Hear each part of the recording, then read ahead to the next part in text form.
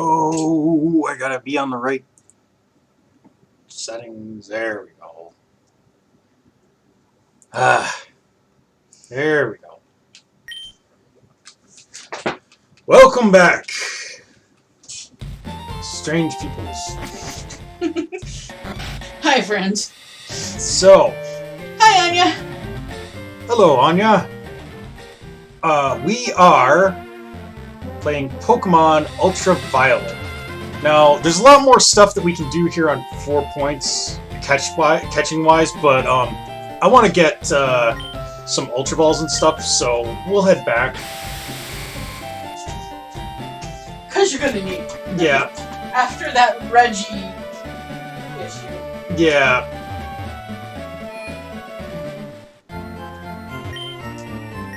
What can I get from here? I can only get normal Pokeballs from here.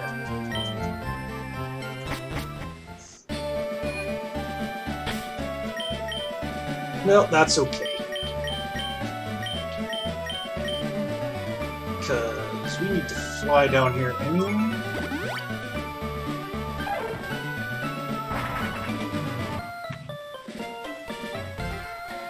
I think it's time we started prepping for our next gym anyway. Like serious prep.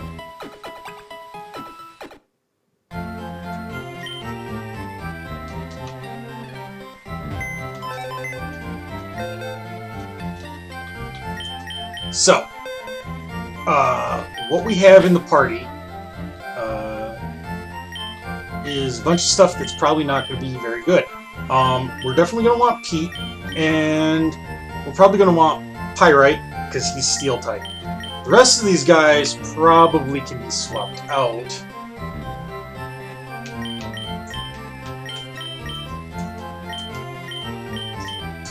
So, and we shouldn't have a need for HMs since we're just grinding.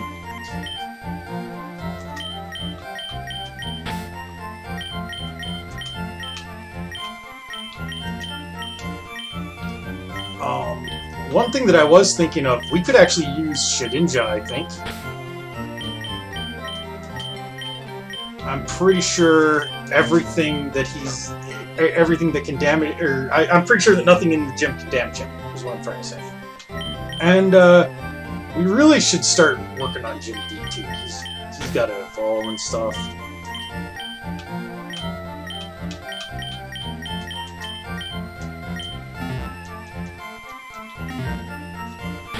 So there, that'll be our team that we'll train up.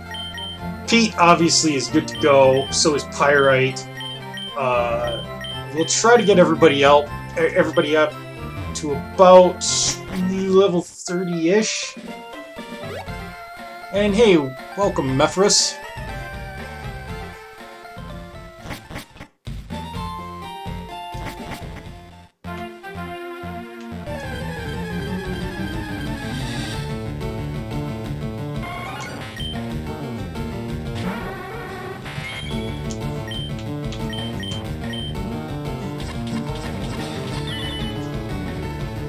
Oh good, you identified us.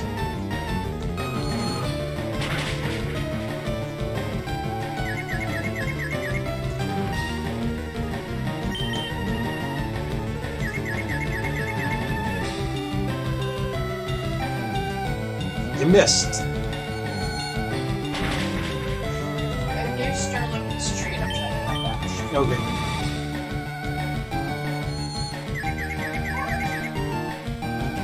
Now we're confused.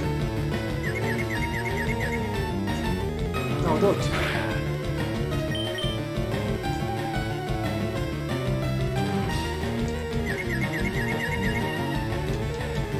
You know, Venonat, you have other moves.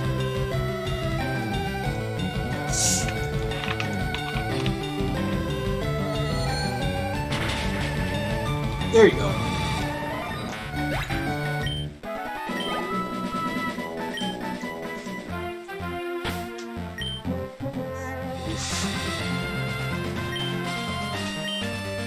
It's gonna be a long grind.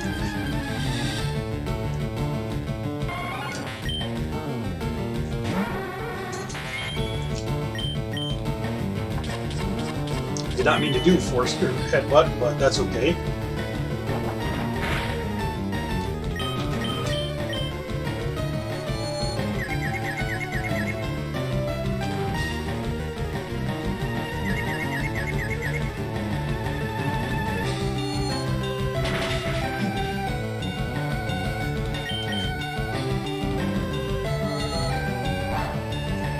Ooh, man, Venom.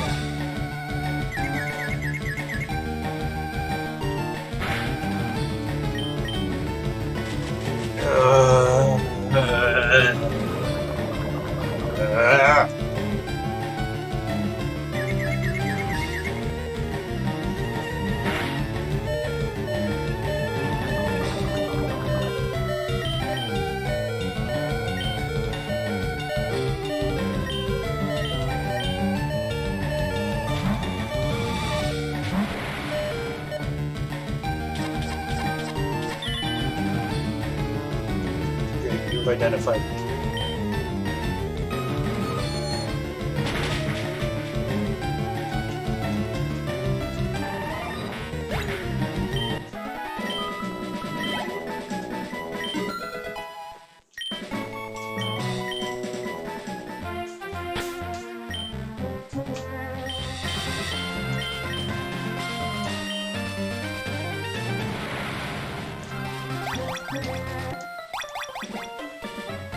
Okay.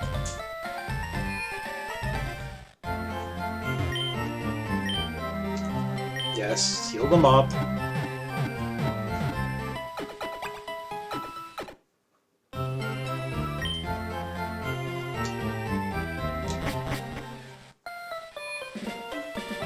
Okay.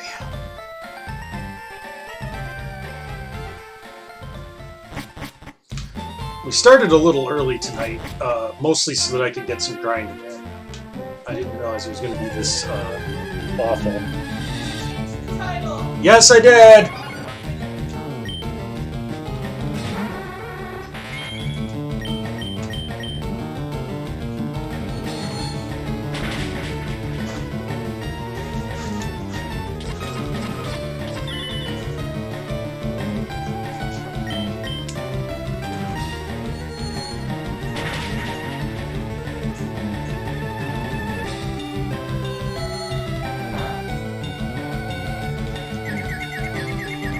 How come they get confusion when they do it, and I don't get confusion when I do it? Jimmy D, you've got, like, the worst luck when it comes to confusion.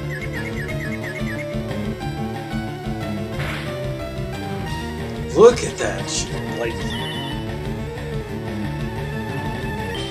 like more than half the time, he hits himself in confusion.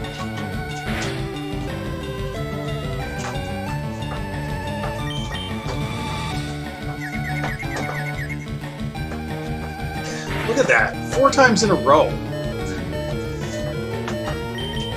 Shred that.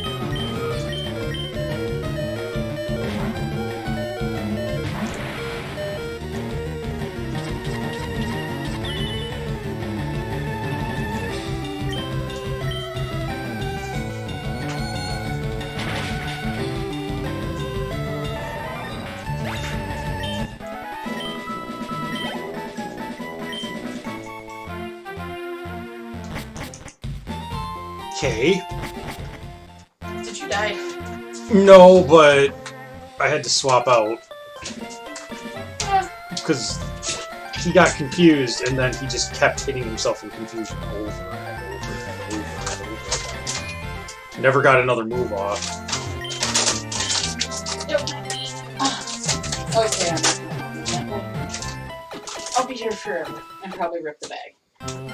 We'll go with my way. You won't like them. Yeah, they're jalapeno. Jalapeno? Yeah, I didn't think you'd like them.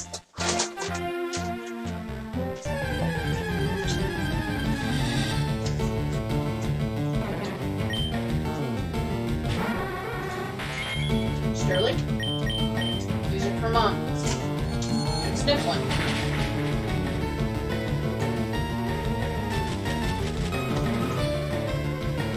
want to try it? Yay. Paralysis. Try it? No?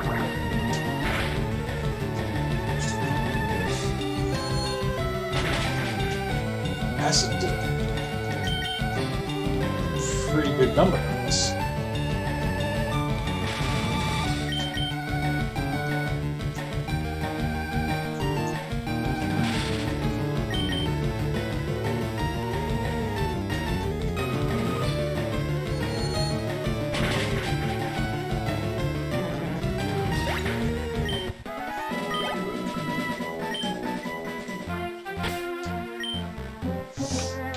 Okay. Starting to think that maybe I should be grinding on the other side of Fuchsia City. Maybe it's a little better over there?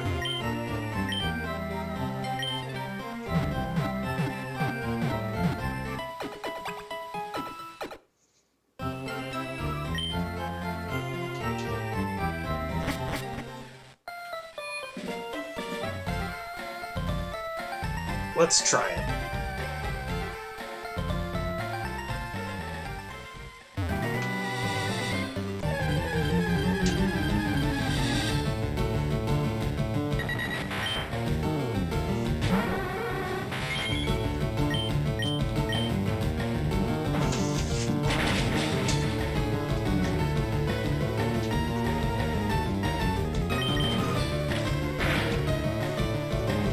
Damn.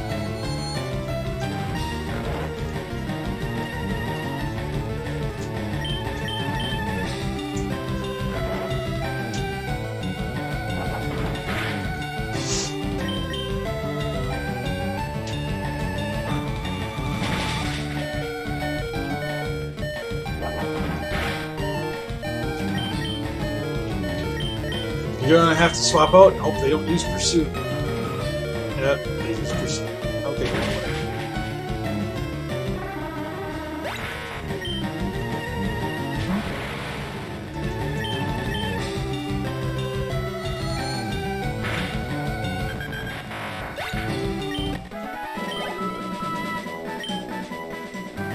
Okay, the experience of this is better.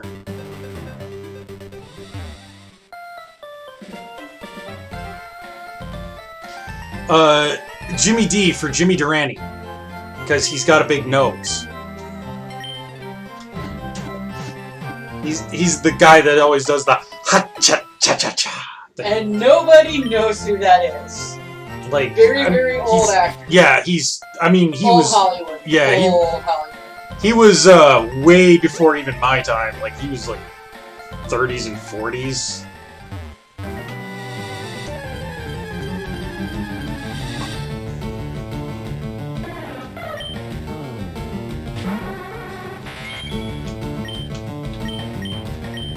I'll just try to headbutt.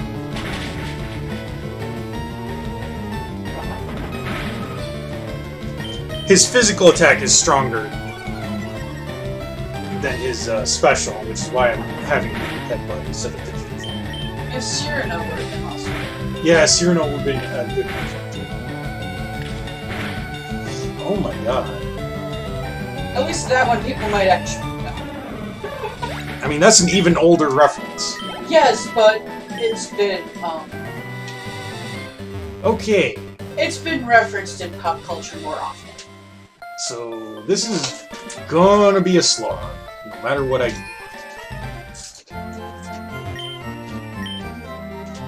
Not getting a ton of experience, and enemies just tear right through us like we're made of tissue paper. Well, once we get a few levels under our belt, that'll change. We're kind of punching above our weight class here, and most of the enemies in this area are over-leveled compared to us, so...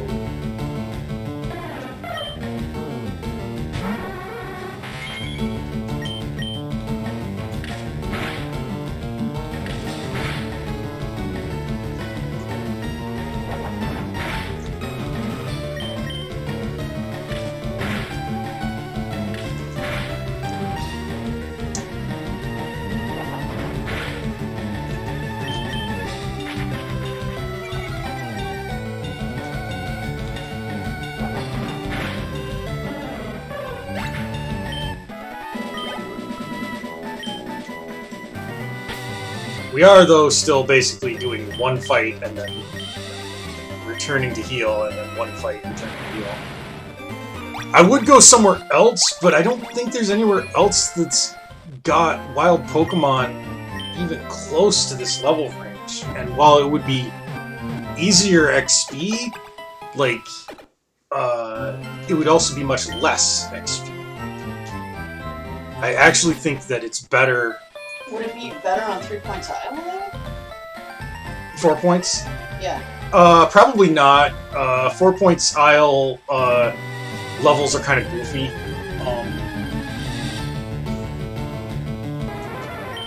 Ooh, a Firo.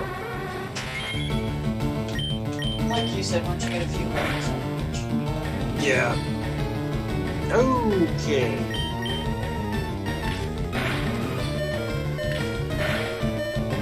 Yeah, just annihilated. Okay. You might have to go someplace even lower if you can't even handle, like, a... I mean, it's a Firo. It's a fully evolved Pokemon, so...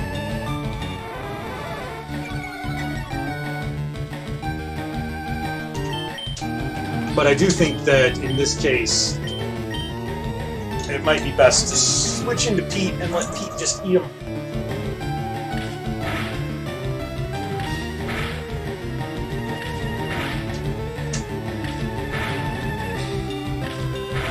Yeah, because Mentalk definitely would not have tanked a 5-turn Fury attack.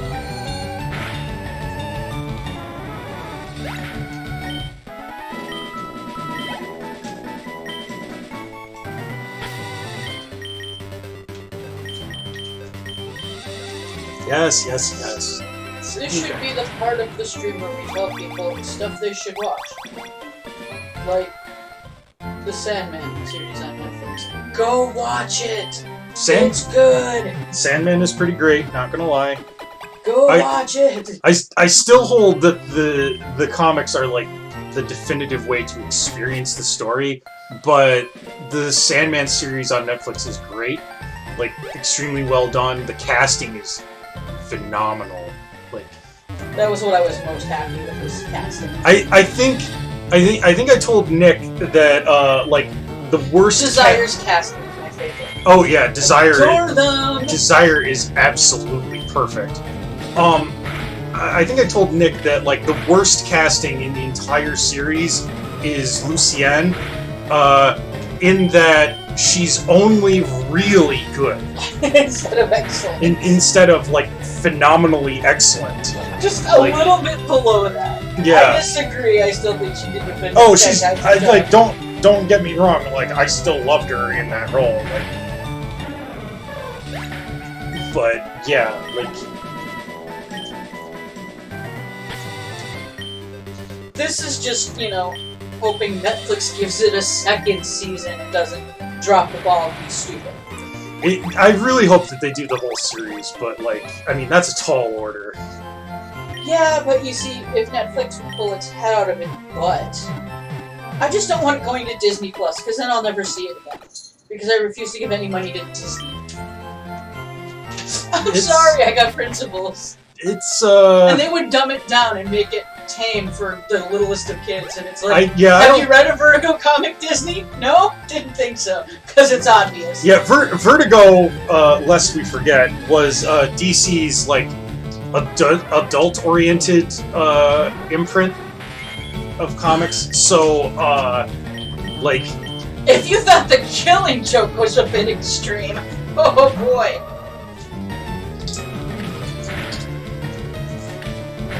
Like, 24/7, which is a particularly, like, gory and horrific episode of the series, was actually worse in the comics, so... Damn, stuff's falling down here? This is why you should actually, like, you know, clean your desk area instead of trying to save every pop bottle you drink. Yeah.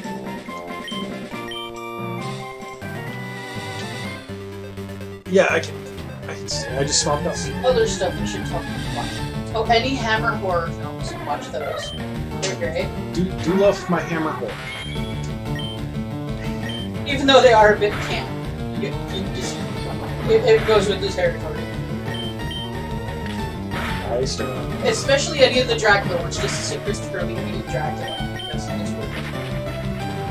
And Peter Cushing to be Ben Nelson. Oh, anyone watches, remember? Yeah. If you're not aware, Christopher Lee is Count Dooku in the prequel Star Wars movies, and Peter Cushing is Grand Moff Tarkin in A New Hope. So. Although I will never forgive Disney for what they did. Disgracing that. Oh, you mean having the like CGI ghost of Peter Cushing appear in like Rogue One? Yes. Yeah, that was that offended me greatly. I don't know why they did that, honestly. Like, you could have gotten somebody else to play that role. And nobody would have cared. It would have been less creepy. Like, Agreed. it was really weird seeing CGI Peter Cushing show up. That was not right. No. But then again, when does Disney ever do anything? I'll wait. Here I am bashing Disney. I have my reasons.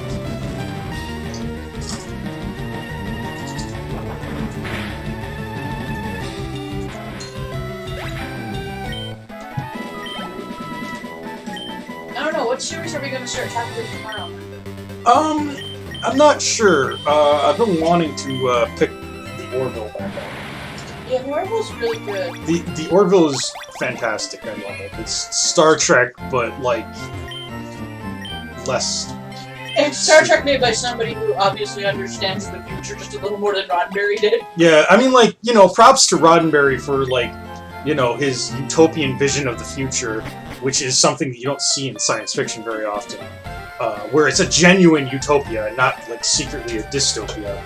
But, like, the Orville has a more realistic take on human nature, where people aren't actually all that perfect, and they still act like, you know, people.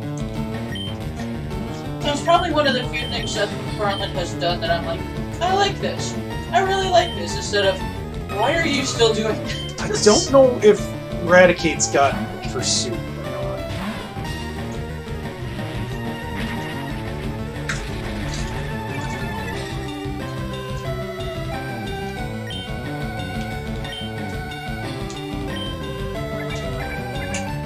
I mean, dude, like, you can lower my defense as much as you want.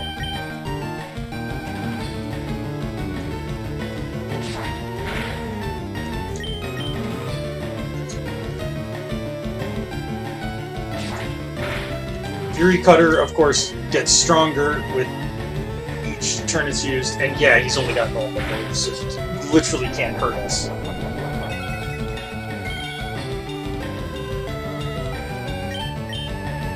I wouldn't mind watching the Dark Crystal series. Oh yeah, the Dark Crystal series. I gotta watch that still. We do. Still We haven't. just keep putting it off. Yeah. Although come October, you know we're going to do a Stephen King movie marathon, where I make you watch all of them. All 96. Oh, That'll be Lord. fun. Okay, some of them you've seen. I won't make you sit through Maximum Overdrive again. I kind of like Maximum Overdrive. Me too, it's really stupid, campy and silly. but yeah. I may not subject you to sleepwalkers. That's uncomfortable.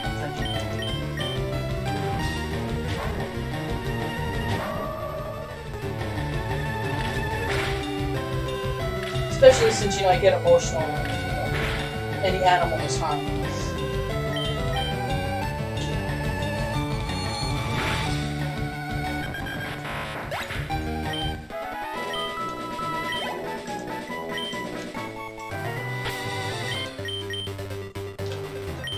Yep. So this is what happens, folks. Isn't the grind the best? Yeah. I really should have been doing this off screen, but like, yeah. Plus, these guys are likely to evolve soon. Like, particularly Jimmy D. That's partly why he's in the lead. Yeah, but you see, off screen then, when do you have time? You literally stream nearly nightly. Yeah, I've been doing a lot of streaming lately, which is, I mean, It's not an obsession, really. I enjoy it though, and I mean, I'm gonna be playing these games anyways. And in these trying times, you really need something to just mellow out to. Yeah.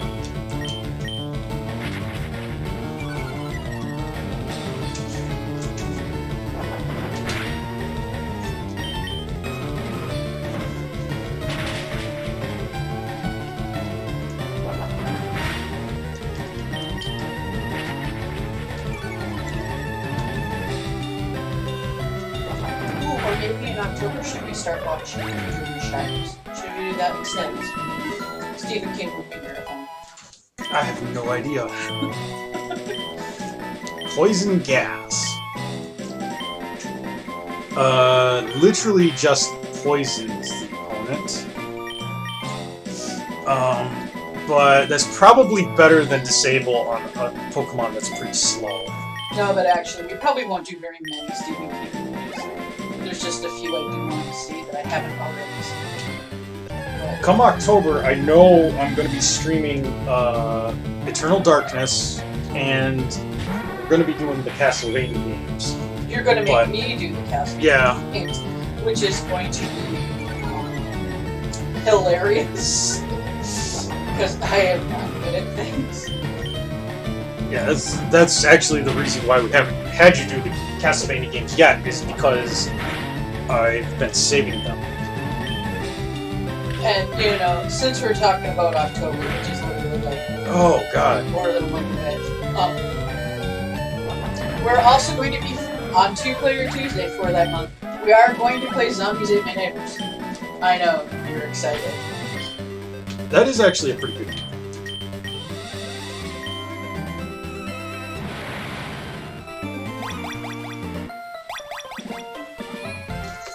Ow! Hi, Sterling.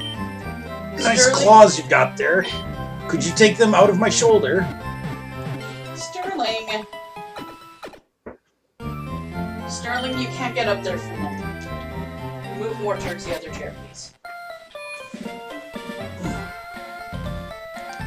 Keep moving, you'll get the idea that you can't reach. Ow. Sterling.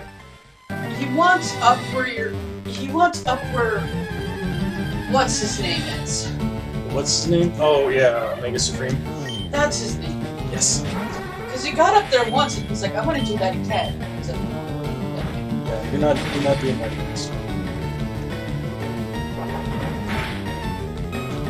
but he wants to so badly. He does. You can tell when his little kitty brain is like, I want to do that. He does it because I'm not paying attention to him. He already got an instinct, so let's not get that. I gave him one where I felt Oh boy. This is a rough grind, not gonna lie. It wouldn't be so bad if I didn't have to, like, warp out, heal, and run back there every time. But he just can't do more than one fight at a time. And he's getting such low experience as it is that, like, I don't want to send somebody else in there.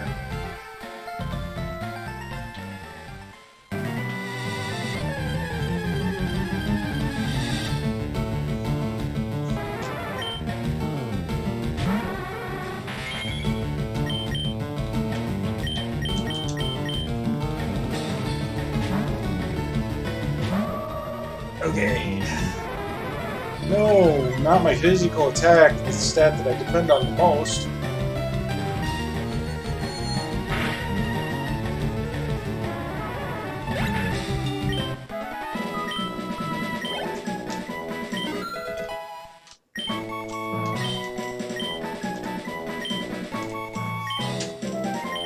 Sure, you can learn from 3 swipes. You got Dig, Magnitude, Growl, and Sand Attack. Growl is pretty useless for you.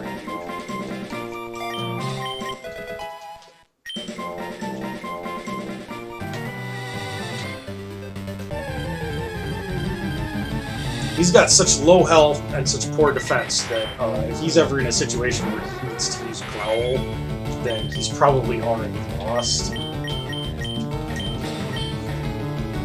Let's let Pyrite head this.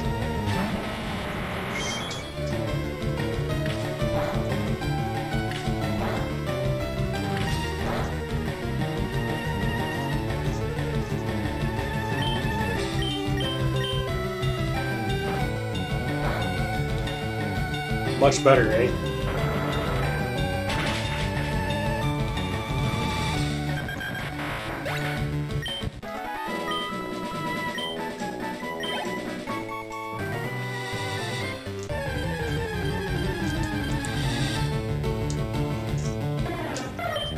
Okay, come on.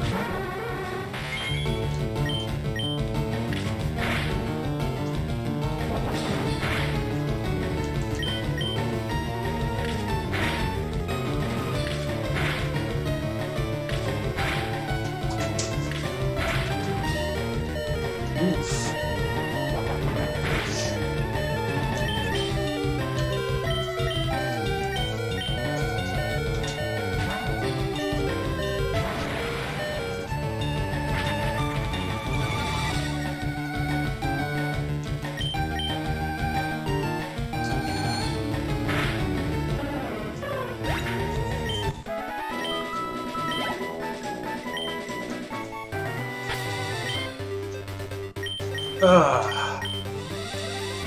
When and if I ever finish this game, I'm probably going to do another Pokemon game.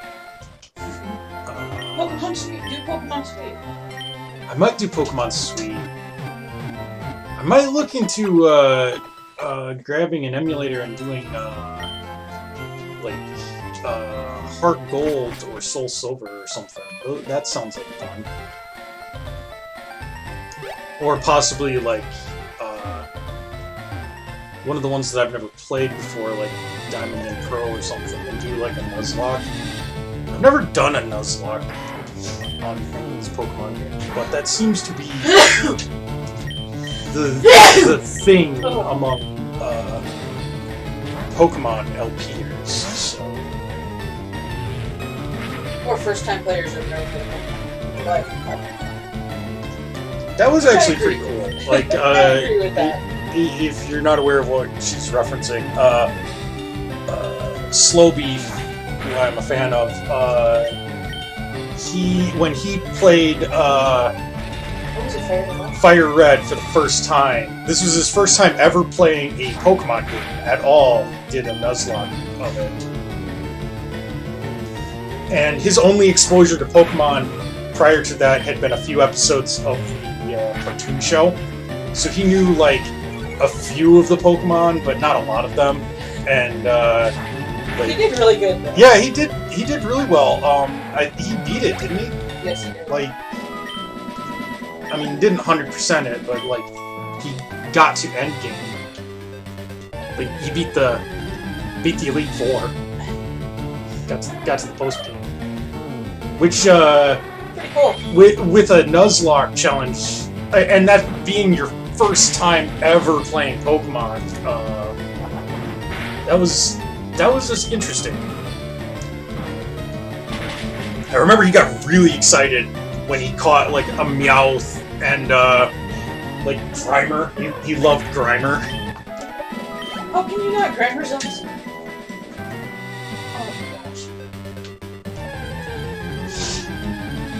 Yeah, I hear you, Anya. I rarely finish these games either. Like, the last Pokemon game that I actually finished was I got to the post game on Ultra Sun. And I think the last one I completed to your post game was. Oh my god. Spearow. The only one I actually completed was Silver. Yeah. I don't even think I completed Yellow, and I had that. I was just like, I'm just not interested. Back in the day, I had a game of Pokemon Red that had a complete 151 Pokedex on it. So I don't think I ever beat Yellow. I might have. I don't remember though. Yellow wasn't a favorite. Forced to drag around Pikachu. Yeah. Pikachu is surprisingly not that great of a Pokemon. Like, that's basically why they invented the Light Orb held item, is so that Pikachu can be more competitive as an electric type. It doesn't matter, because right now it's our only electric type. Or, like, one of a very small number. I can't remember. We caught so many things in the last episode of this.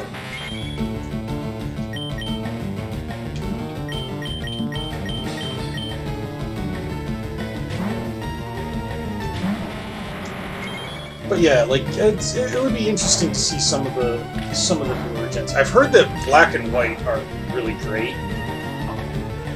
I really enjoyed Sun and Moon. Was not super wild about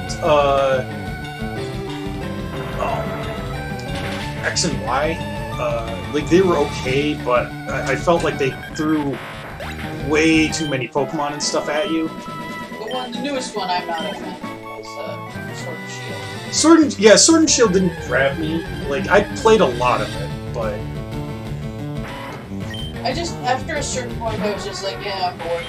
Yeah. Which kind of what happens with a lot of Pokemon games with me. It's just like, I'm bored. Yeah, that's pretty fair. My problem with it was that, like, there was always something new to catch in the wild area that I'd never had before. So, like, and the benefits of doing, like, raids in the wild area were, like, so great that it was, like, there was no point to actually, like, completing the game because you spent the whole time just like wandering around the wild area, doing raids against like stupid shit. I think it would be fun if you do a Nuzlocke to let our fans choose which ones. Possibly.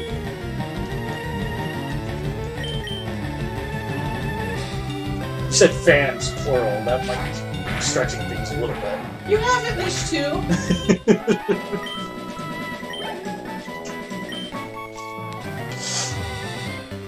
Oh. And it's not like the Nuzlocke doesn't have a lot of rules, like rules to choose from.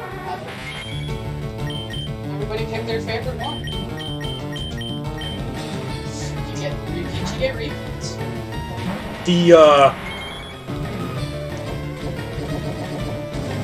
Try attack. Fortunately, we resisted. Wow, we really resisted. But we got burned. She didn't get frozen.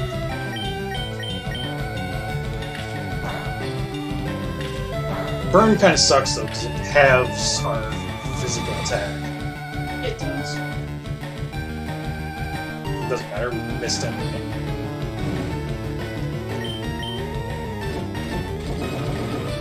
But since we're burned, like, we can't be frozen by Tri-Attack, and Tri-Attack basically... Tri-Attack does, like, 3 points of damage to us. And it looks like Rock Throw is still in one game, so...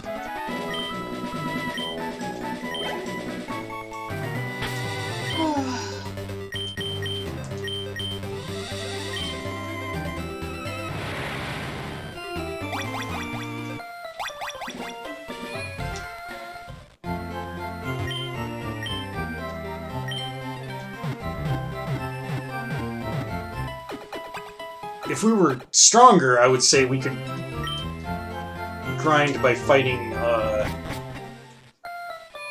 people in the gym, but we're not really strong enough to get away with it.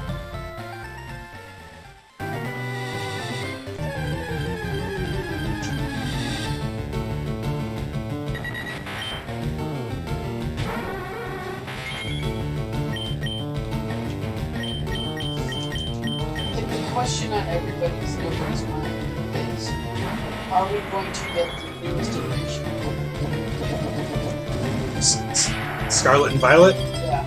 The answer is definitely yes, and it's going to be Scarlet. Really? Burn me again? Right out the gate? Okay, why Scarlet? Because it's red, and I like red. I love your reason. Thank you.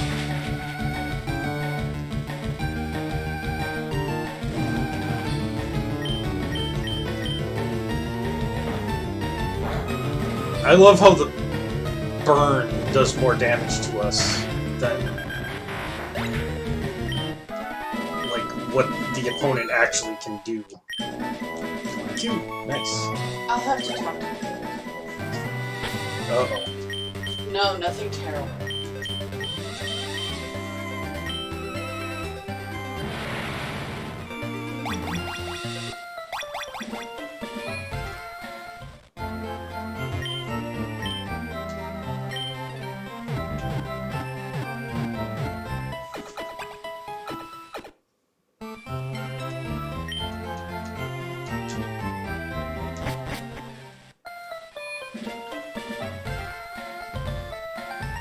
Oh, you know, I have not played D&D in ages. I've had that on the mind. So I'm going to talk about D&D stuff for a bit, because I like it. So like, I really wish that 5th edition D&D gave people a few more options, especially with like fighter and barbarian. Like, just, and to a lesser extent, rogue, like, just a few more options for things to do when you're in a fight. Like, I feel like I end up defaulting quite a bit to, like, just attacking, and I really wish that there was more to it. Like, I don't need necessarily, like, 4th edition style, like everybody gets powers every turn or every level and stuff. Like, I don't need to go that far with it, but like if you had like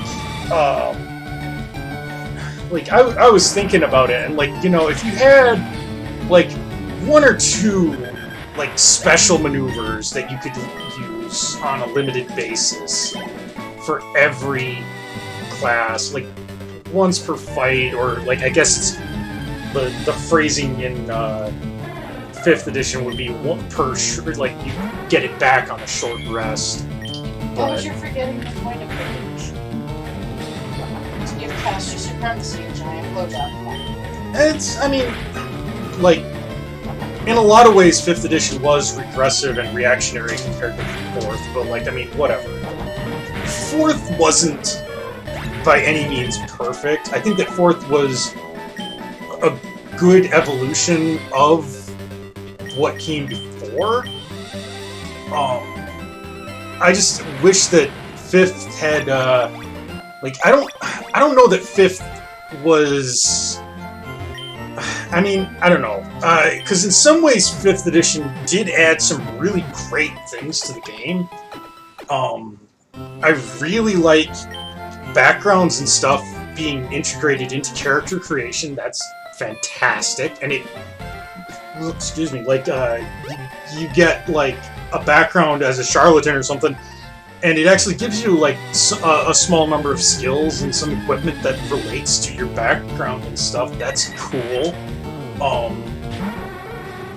I like inspiration, but like, then you get to the actual like meat and potatoes of like fighting monsters and casting spells and stuff, and like, in a lot of ways it feels like they walked back from like the tight mechanics of even 3rd edition 3.5, where everything had a very precise like mechanical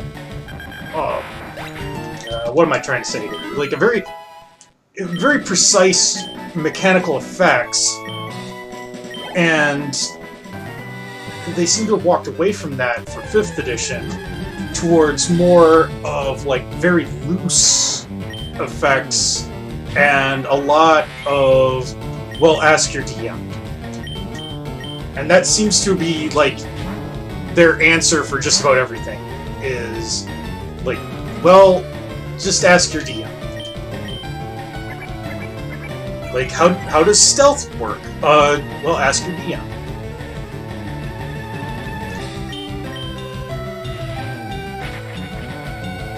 Oh yeah, I get you, Anya. I haven't played a ton of 3.5. I've got a little bit of experience with it, mostly in the form of what was it? Neverwinter Nights video game. And I grew up with 2nd edition, and I had access to a bunch of 1st edition books.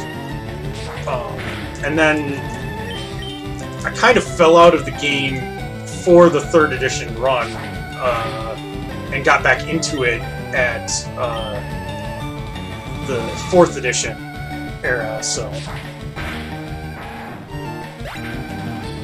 But it definitely, with 5th edition, it feels like, in some ways, 5th edition was just very lazily slapping stuff together from older editions and just kind of like running with it. And I feel like, in one instance in particular, like, multi-classing. Like, I gotta talk about multi-class. Well, I mean, I have to, but like, what else am I gonna talk about? So, like, multi-classing in 1st and 2nd, here's how it worked. You had to be specific races, like, humans could not multi-class. Like, you had to be, like, an elf or a dwarf or something to be allowed to multi-class. And, you had to meet certain requirements, and if you did, then you were allowed to have more than one class. Usually 2, in a few rare cases, you could have up to 3. But like, it was specific combinations. Like, you couldn't be like a like. Just came up here to eat on my boat. Oh, that's cute. Ashes. Yeah, but like, you couldn't be like a paladin bard in 1st and 2nd edition. That was not allowed. Like, you could be like various combinations of cleric and mage and fighter and thief. Usually, like, any 2 of those, basically. And then you just counted as both of those classes. Like, you got the full advantage of both. Your hit points were divided, so like, when you level up as, which I'll get to in a second, when you level up as a fighter, you gain half of what the fighter would normally get, but then when you level up as, like, say, your thief, you would also get half of what the thief would get, and you kind of combine them together. Gonna run back and heal real quick. And you leveled up each class separately and split your experience between the 2, which was basically how they balanced that. So, like, you would be 100% fighter and 100% thief, but you would advance half as quickly because your experience is going towards both classes and it's being split. So you ended up with multi-class characters being, like, generally 1 to 2 levels below everyone else. And I mean, it changed because, like, in 1st and 2nd edition, classes could take wildly different amounts of experience to level up with. Like, Thief was often, like, a level ahead of everybody else, for instance, because its experience table was so generous. You'd generally be, like, 1 to 2 levels behind a single-class character, but you'd have the abilities of both classes. In 3rd edition, and in 3.5, they changed that a bit to where now, every time you gain a level, you picked a class, and you gained a level in that class. So, like, you could start as a fighter, and then when you level up, you could gain a level as a mage. Which sounds cool in theory. The problem was that in practice, almost none of those combinations actually worked very well together. Like Fighter Mage, for instance, like they're completely different in terms of what they required attribute-wise and stuff, and what they offered. So you ended up with certain combinations would work really well. Like, you know, like a druid, like ranger, which I don't know if that's really like that great, but like the combination works kind of well because they kind of key off the same attributes and stuff, and their abilities are complementary. But then other combinations could be like really awful. And you wanted to like focus on like certain combinations or just not bother. And usually in 3rd or 3.5 there was usually some weird class combination that was better than just being straight whatever your class was, unless that class was one of the ones that's just like really powerful, like wizard or cleric or druid.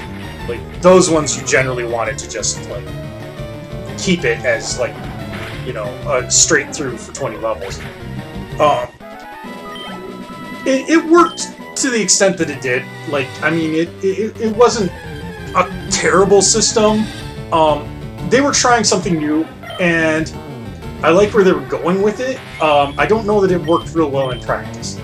Now for 4th edition, they completely revised it. Dumped the you gain a level in like whatever class. Instead they made it that you just took a feat, and this feat meant that like oof. Surprised that happened. Like this feat just meant that like now in addition to whatever your class is, like say you're a fighter, you also count as whatever this other class is. And you got like some fairly minor bonuses from that other class, usually like some special ability that you can use like once per fight, and like, but the thing was you count as this other class for the purpose of like qualifying for other feats and stuff, so you could start taking their feats and eventually their powers. That was kind of fucked up because of the way they implemented it, but it's not relevant to what I'm talking about. But the thing that I liked about it was that, like, multi-classing that way was almost never a detriment regardless of what you combined it with. Like, even if you were a wizard and you took, like, one level of, or you decided to multi-class fighter, it cost you 1 feat, and you gained, like, you know, your once per fight fighter ability, which I think was just like, I can't remember if I was saying start as a fighter and take a mage. Anyway, which is another thing, actually, like, you could, if you multi-classed, if you start as a fighter and you multi-class wizard, versus you start as a wizard and multi-class fighter, it actually made a difference. Like, there was a clear difference between being a paladin cleric and a cleric paladin. In that one would be, like, much stronger focused on one thing. And it became just, like, a fun little bonus thing that you did, but it didn't define your career or anything. It was just, like, also, I'm kind of dabbling in this thing. And it was your secondary thing. And it was always going to be secondary. It would never be equal to, like, what the main class was. There's a lot more complexity with 4th edition style multiclassing, especially when you get into Paragon multiclassing, but again, not relevant to the discussion. But in 5th edition, since 5th edition was partially conceived as, like, a response to, what I guess they thought the player base was disliked about 4th. I'm without actually asking them. I'm not because clear. They just followed whatever. They followed the ones who jumped ship to Pathfinder. Well, I mean, not the ones who were still playing. This is the way I interpreted it in my head. because everything they did seemed to just take everything 4th edition tried to fix and just move it all back. And it's like, well, what about the people who played 4th? We don't matter. They're just trying to get back the ones who jumped ship for Pathfinder. I mean, what it boiled down to was that Mike Merles, who was in charge of Dungeons & Dragons at the time, just disliked 4th edition and wanted to move away from it and back to 3rd because that's what he liked personally. But regardless of that, my point is that they went back to 3.5 style multi-classing, where every time you level up, you pick a class and you gain a level in that class. But they realized that there was a problem with that, which is something that came up quite frequently in how badly is it? Quite frequently, like for instance, the monk. Monk is a great example of this. Monk starts off in 3.5 giving you some extra feats and a bunch of special abilities and all this stuff, and it doesn't get much stronger than that. So generally speaking, if you started as a monk in 3.5, you were strongly encouraged to take between 2 and 6 levels, depending on what your build was, of monk, and then the rest of your career switch to something else. And just let the monk abilities just be like a minor thing that you do in addition to this other class. Really well. And they wanted to fix that. To make it so that people didn't do that. It was known as dipping, where you take just 1 or 2 levels in a class, you just dip your toes in that class, and you get a few abilities, and then, you move on, and you never really intend to, work on that class ever again. You just were trying to, pick and choose good powers that made your character stronger. To discourage dipping, in 5th edition, what they did is they made it so that almost all of the class abilities were gated behind the 3rd level. So you'll see a lot of classes will have, for instance, in 5th edition, everybody has a subclass. With Fighter, you can be a Battle Master or a Mystic Knight, or whatever. Everybody's got a subclass, and oof, frozen. Well, I'll just wait it out because this guy can't possibly kill me before I thaw.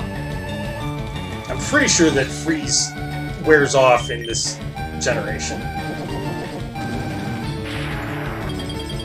But, yeah, that was a critical hit.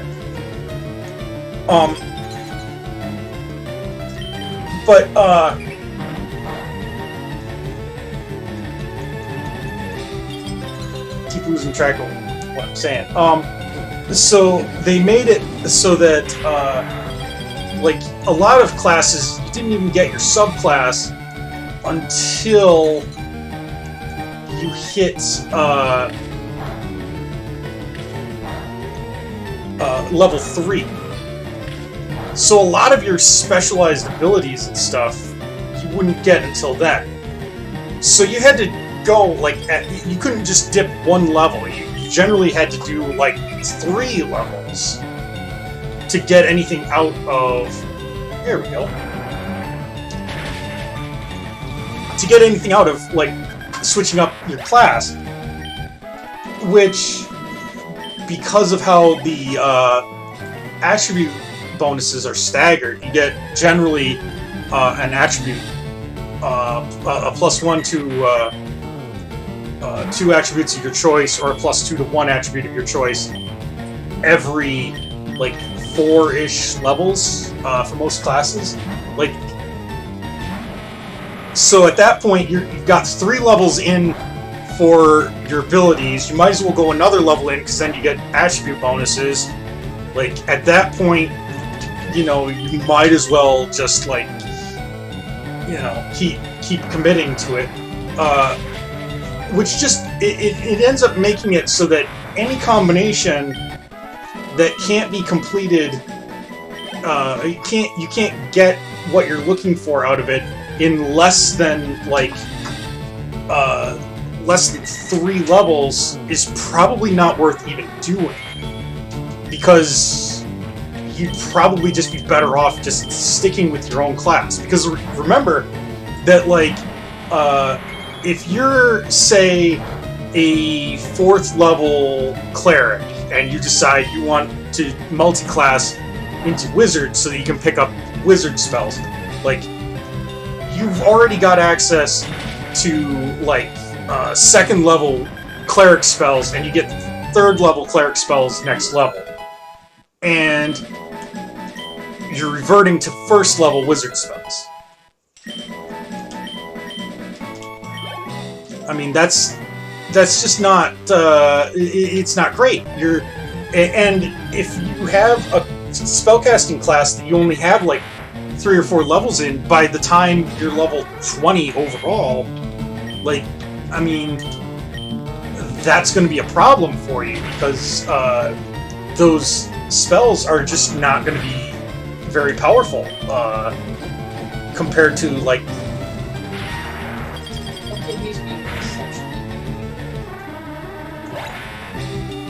Well, I thought that maybe Jimmy D could, now that he's a higher level, I thought maybe he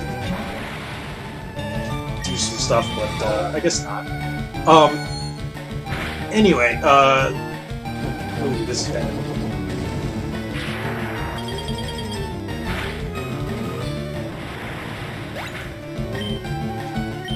Okay,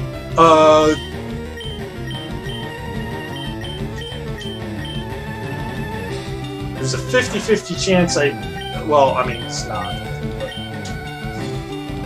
Okay, yeah, he's gonna do it.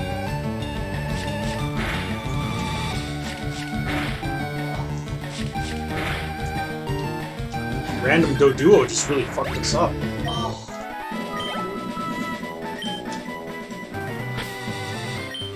Anyway. So yeah, like, it ended up making it so that, like, almost every multi-class combination in 5th edition is just, like, objectively worse than not doing a multi-class at all. In almost every case. And I don't know, it just, that bugs me. I feel like if it's not going to be on par, at least, with just sticking to your own class, it's really not worth doing. And a lot of people, like, people are encouraged to switch over into, like, you know, whatever multi-class they feel like, because it fits their character or whatever, but, like, I mean, the way I've always seen it, like, if I want my character to, like, play a lute or whatever, like, I can do that. I don't have to be a quote-unquote bard. I don't have to have that on my character sheet to consider myself to be a minstrel or whatever. Like, there are avenues that I can... Yeah, there are avenues that I can pursue that can make that character do that without having to sacrifice, like, you know, being good at what he actually does. And I feel like 5th edition, like, just kind of doesn't care about balance at all, which is partly true. Again, this was a company that was trying to reclaim former glory instead of moving forward with what I felt was a solid design that had flaws. 4th edition definitely was, like, flawed in total fairness. Like, it has flaws. Yeah, I feel like the flaws that people think that it had and the flaws that it actually had were two completely different things, though. Like, a lot of people... But you do realize what you just said. One man unanimously decided to throw out everything that it had become just to revert back to an old age. I mean, basically, like... Well, that's why there's so many Splinter games now. You have Strike, you have Fate, you have... Yeah. I won't mention a couple of the other ones because please do not look them up. You're absolutely right, Anya. Like, DMs are, like, encouraged to, like, you know, swap out rules and stuff and just make shit up in 5th edition. But I feel like the designers of 5th edition fall back on that as a crutch. And I mean, this is supposed to be the flagship. This is what people are supposed to go with, like, if they want to get into the game, this is where they go. And when half the rules are, well, make it up as you go along, well, you're not learning the fundamentals. The other problem that I have with it being like that is that it doesn't make any effort. It doesn't make any effort to teach game masters how to make it up as they go. Like, it doesn't actually, like, encourage you to understand how game balance works and what is good versus a bad house rule. Well, let's face it, the only reason why D&D still exists is so Hasbro can be like, yeah, that's worth some money. We're only in it for the funds. Yeah, I mean, that's definitely true. Hasbro is only keeping Wizards of the Coast around because they publish the Pokemon card game. No, it's not Pokemon. Magic the Gathering. Oh yeah, and Magic the Gathering. But like, they don't do Pokemon. They don't have Pokemon. Does Hasbro have Pokemon? Yeah. Huh. Like, well, I don't think they acquired it from Wizards of the Coast. I think that was a different company. Wizards of the Coast published the original game, the Pokemon card game. I don't know if they didn't. I didn't know if they. I don't know if they like eventually like might have sold it to some other company, but yeah, like that was a Wizards of the Coast product. That was what Hasbro wanted, was that and Magic the Gathering. And, they wanted the ability to print money. Yeah. And not pay anybody properly. Yeah, they basically don't like Hasbro doesn't give a shit about D&D. It's such a tiny blip on their radar. It brings in some money. Yeah, whatever. Yeah, which honestly is a good thing because like if it wasn't, then like Hasbro would absolutely demand that D&D become monetized, and it would turn into some horrible EA style thing of microtransactions where I'm sure that they would make you pay like $5 for every class or more. Which, by the way, they kind of do on D&D Beyond, but like it's not quite as bad as that.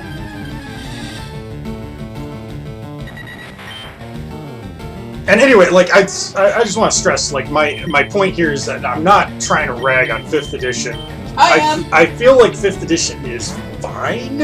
It's not my favorite edition, but it's not a bad edition, and I you know, people can have fun with it. I just wish that it was.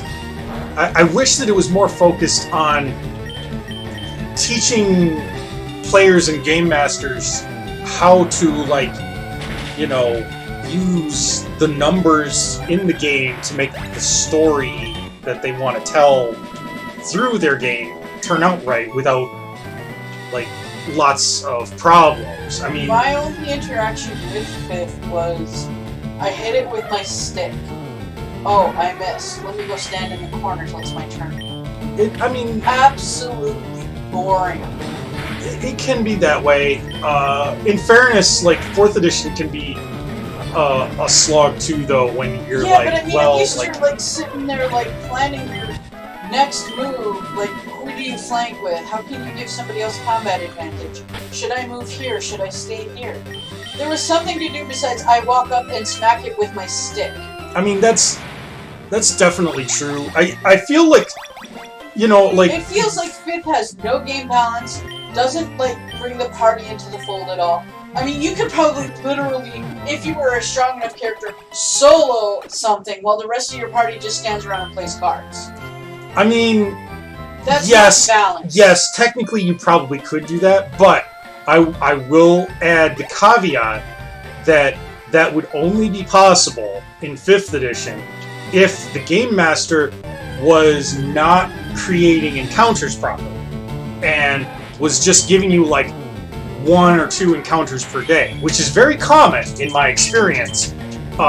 Is that sometimes game masters just get lazy and So we can both agree. you only This get a few edition encounters. was made by a madman who sucks on his toes and has no idea what's going on. Well, what I'm saying is that like We can agree to that. I think that it's bad at teaching. That's gonna hurt. Okay, cool. It's bad at teaching because it doesn't care to teach. It's bad Yes. at showing how people should work within the game because they're just too lazy to tell people. Yes, I feel like they instead of actually trying to be a game that allows you to really do anything you want. For instance, like Fate is a great example, and one of my go-to examples for like a game that does a lot of things correctly. Especially for like actual storytelling. Like in Fate, like the core rulebook for Fate, not necessarily like one of the Fate games, like Dresden Files or something, but like the core Fate rulebook that all of these games are based on. It basically sits down and tells you like these are what we recommend to run your game. If you want your game to look like this, here's how you tweak it to make it work like that. For instance, they tell you that, like, if you want your players to have lots of cool abilities and stuff, start them with more points to purchase abilities with, and then they're more likely to do that. And it actually tells you a bit, like, you know, hey, this is how you tweak these numbers to make this come out to create the kind of game that you're looking for. And that's what I think that D&D should do, mostly because D&D is the flagship product. Whether we like it or not, D&D is going to be the game that like people get into RPGs with. And that's exactly why I think Fifth failed. I wouldn't say that it failed. It doesn't teach. It just tells you to make it up as you go. So new players who stumble in are left going, I don't understand. I think that there's a lot of that in there. And like, you know... And it doesn't help that when they do their whole, like, play with the creators, they're pulling rules out of their ass that they contradict themselves all the goddamn time. I mean, that definitely does not help. And so there's no consistency even among themselves. While we're on the subject, Mike Merles, like, I really feel... I really dislike that person as a leader. I really feel that somebody needs to tell you that if your players need to pass a particular check, and if they don't, the entire plot just comes to a screeching halt. Like, you should not make them roll for that check, because if they fail it, then you just sit there and have them roll over and over again until they pass. And that looks stupid and makes you look stupid. Mike Merles, who did this on a live stream.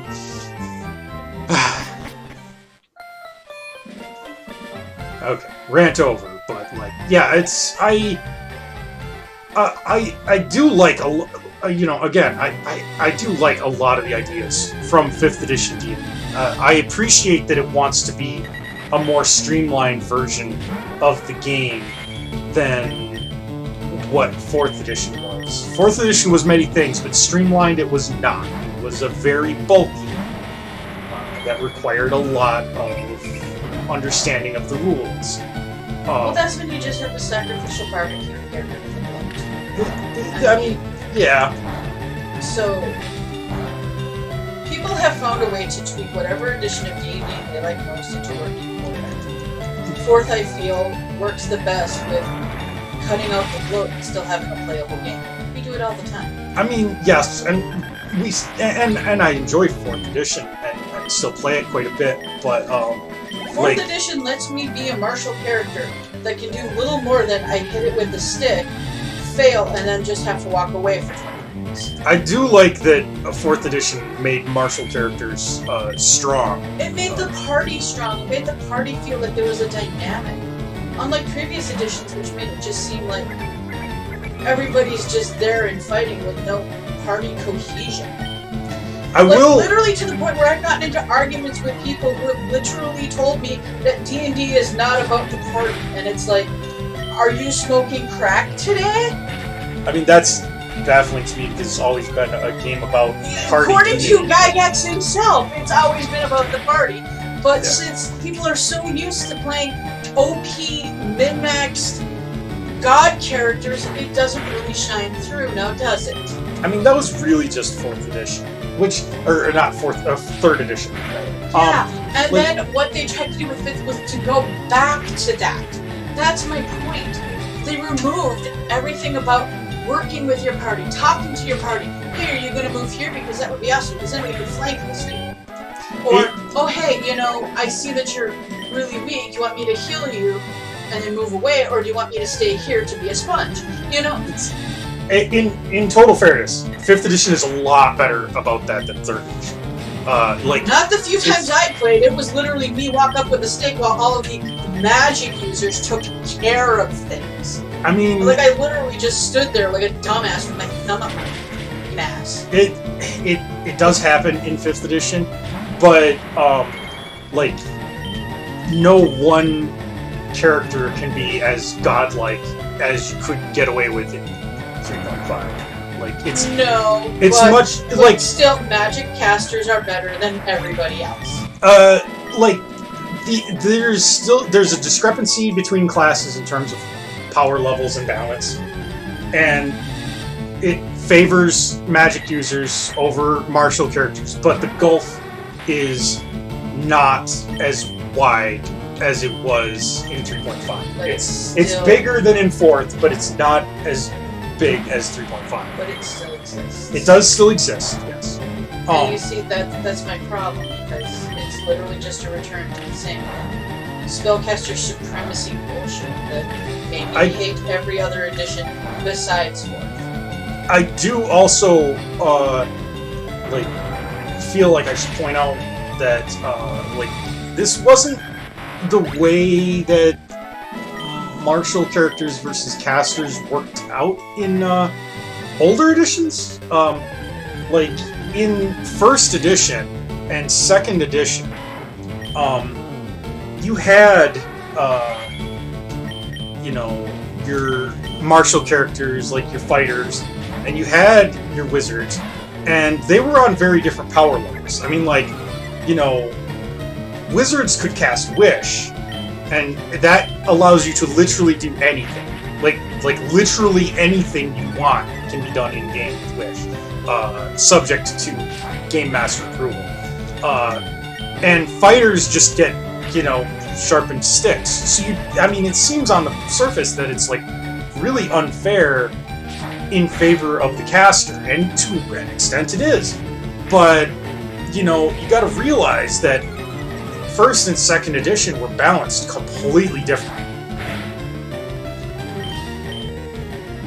In 1st and 2nd edition,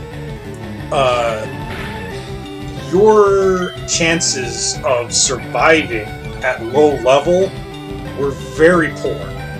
And fighters and fighter type characters generally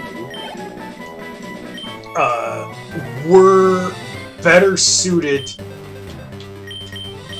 to surviving it than casters. Casters, in 1st and 2nd edition, casters get 1d4 hit points. Now, it was a very common house rule that you got maximum hit points at level 1, but that was not actually how the game was written. It was 1d4. You roll a 4-sided dice. You could have had 1 hit point as a wizard at level 1. The fighters got 1d10. Now, yes, you could end up with a fighter with 1 hit point, in which case you'd probably just end up getting killed and make up a new character. But the wizard, you got, as a wizard, you got one spell. One spell per day.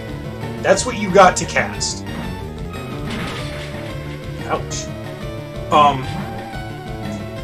Once your one spell per day was used up, like, all you had was whatever weapons you had on, which were garbage. Oh, fine.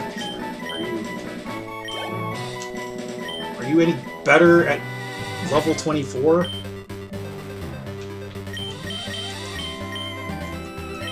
Lord, I hope so. So, like, you would have, like, you know, maybe a quarterstaff, maybe, oh, no, that's no problem, man. You know, maybe you got a quarterstaff, maybe darts, like 1d4 damage darts that have a range of, like, a few feet. Maybe a sling. That's the kind of weapons that a wizard would have. No armor, can't use it, can't cast spells in it. Just no armor at all. Like, if something chose to attack you as a wizard, chances are you were going to die.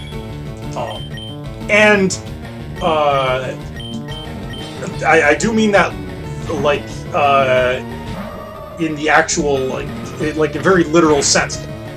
In most modern versions of D&D, there's a rule that your character goes unconscious when they hit 0 hit points, but they don't die until they're, like, a certain amount below 0.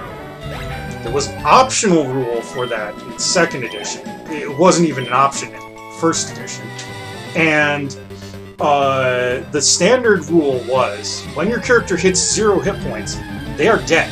Like, tear up your character sheet, make a new one.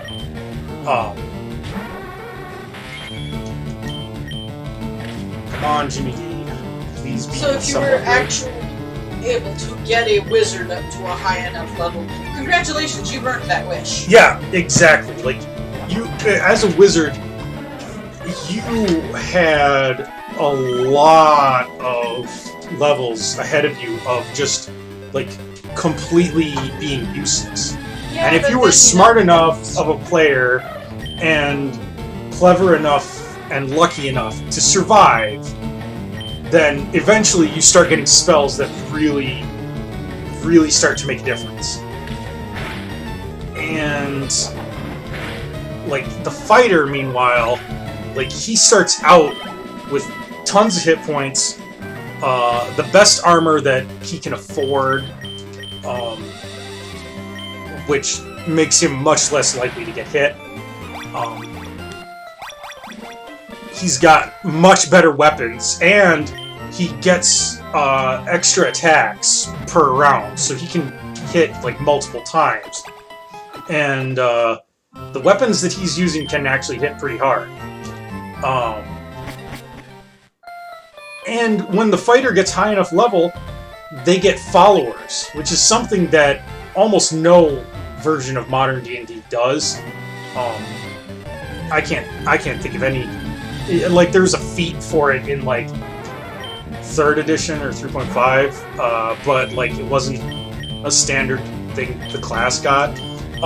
In 1st and 2nd edition, once you got to about 9th or 10th level, you got followers who would just, like, join your character because, like, they were well-known adventurers or whatever by that point. You got groupies. Yes. Just call them what they're. You got groupies. So, like, if you're a thief, you know, you get, like, a thief guild. Oh, hey, Doug Digga is evolving. Cool.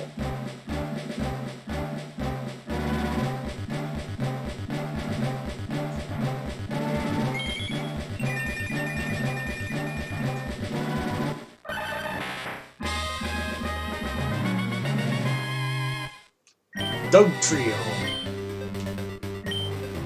Sure, I'll delete something for Sand Tomb. Probably Fury Swipes, because that's pretty useless.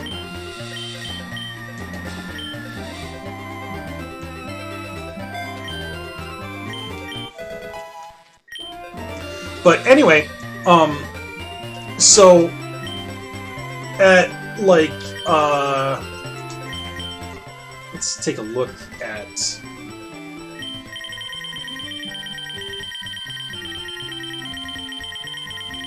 Oh, there he is, Doug Trio. In battle, it digs through the ground and strikes the unsuspecting foe from an unexpected direction. Makes sense. In first and second edition, like, when a wizard got to level 10, they got followers. By which I mean they got, like, 1 to 4 apprentice wizards that were, like, relatively low level. And you had to spend time teaching them or else they'd leave, because they came to you to learn magic. And if they got too high a level, because they gained levels with you, if they got too high a level, then they left and got replaced with somebody else who started over at level 1 again. And that was it. That's all you get, is, like, you know, a handful of assistants. If you're a fighter, you got, like, an army. And I'm not even joking about that. Like, you literally got an army. You got multiple troops, multiple elite troops, and a commander that was, like, a level fighter as well. Oh, come on. Pyrite. And, I mean, you know, there's, oh, there we go. There's a lot of stuff that you can do when you have an army to throw at. Like, yeah, a wizard can make, like, you know, a wizard's tower appear overnight in the forest or whatever, but, like, a fighter can build a fucking village if he's got enough time and enough men to devote to it.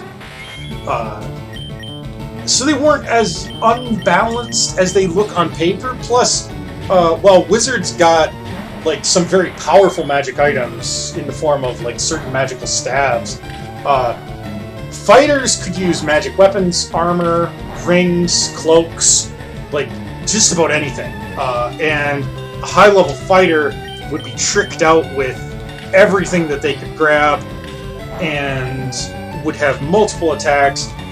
Saving throws, the way that saving throws worked in the older editions, fighters would basically have almost no chance of being affected by anything that allowed a save.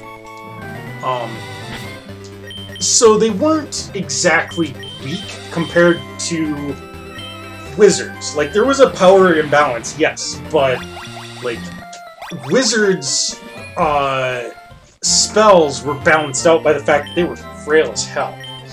Now fast forward to 3. Third edition accidentally fucked that balance up, and ever since then, like, well, I shouldn't say ever since then. Like, 3rd edition and 5th edition both have the problem of, like, wizards being slightly better. More so in 3rd. 5th edition, it's not as bad. In 5th edition, the bigger problem is that, like, the wizards just have more options. Every time you're going into a new situation, the wizards have, like, this laundry list of things they can do, and the fighter has, like... I hit it with a stick. You know, yeah, I hit it with a stick. The big problem that 3.5 had was, it made 2 changes that really affected game balance. One, in 1st and 2nd editions, characters gained hit points. I'm not using Doug Digga, by the way, because he is ground type. Most of these things are flying type, so they'll be immune to his, like, best moves. I think all of his moves, actually, now. Because they don't have to scratch. No, he doesn't. He had, like Fury Swipes, but I got rid of it. And that was literally the only thing he had that wasn't ground type. Anyway, in earlier editions of the game, fighters... Is that Or- like flipping, or is it just No, I like something better. Yeah. So in earlier editions of the game, characters got hit points based on their class, ranging from 1d4 per level for like wizards, up to 1d10 per level for fighters. But that only happened until you hit level 9 or 10. It depended on which class. Wizards went up to level 10. Fighters went up to level 9 before they tapped out. It balanced out. After that, you only gained fixed HP per level, ranging from a single point per level for wizards up to a fighter getting 3 hit points per level after 9th level. Additionally, in relation to this, Constitution worked differently in 1st and 2nd edition. In 3rd edition, they tried to bring the attributes kind of into a more standardized format, in which every attribute like gains bonuses at the same rate, so that like it was always like every even numbered level above 10, your bonus goes up by 1. So like for dexterity, your defensive bonus was +1 at 12th level, +2 at 14th, and so on and so forth. And Constitution worked the same way in 3rd edition onward. If you had a Constitution of 12, you got 1 additional hit point per level. Constitution 14 was 2, and so on and so forth. In 1st and 2nd edition D&D, if your Constitution was below 16, you got no bonus. Oof. If your Constitution was higher than that, you could get a slight bonus. But unless you were a fighter, or one of the warrior classes, like fighter, ranger, or paladin, your Constitution bonus capped at +2 hit points per level.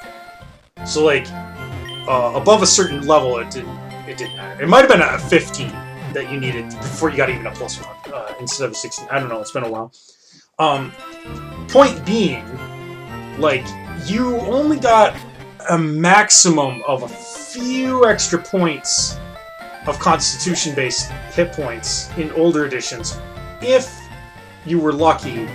And once you hit the point where you stopped gaining hit dice and started gaining fixed hit points, those bonus hit points didn't apply anymore. This meant that people had much lower hit points to begin with than in 3rd edition, where because of the way that the class system worked, where when you level up you can switch to a different class, because of that they standardized so that everybody at every level gets the hit dice. So at level 10, as a fighter, you still got your full 1d10 hit points, plus your full Constitution bonus. In addition to that, 3.5 introduced Constitution bonuses for monsters. Previously, monsters had just been assigned hit points based on dice roll. So, like, a monster might have, like, 8 + 8 hit dice, which meant that you rolled 8d8 and then added an additional 8 points onto whatever you rolled. And that was just what their hit points were. All of these changes combined meant that in 3.5, everything was a sack of hit points. Because damage didn't go up. Like, a longsword in 1st and 2nd edition does 1d8 damage. And a longsword in 3rd edition still does 1d8 damage. 27 for Doug Diggett. He's getting there, guys. The net result of that is that like trying to kill enemies by removing hit points, especially on the higher end of this level scale, it becomes really difficult. Like, everything has more hit points, but like all the damage ranges are the same. It's the same as if all the damage was just halved.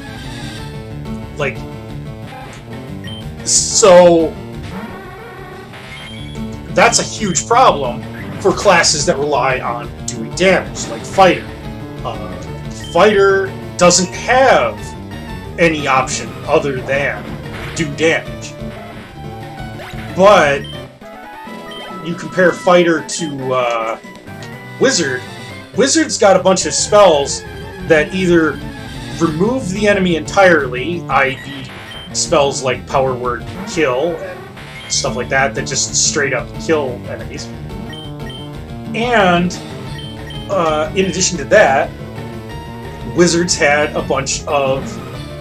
Ooh, gotta survive. Okay, cool. Wizards had a bunch of spells that, while they didn't outright kill the opponent necessarily, they would make it so that the opponent basically was done. Like, they wouldn't be able to fight anymore.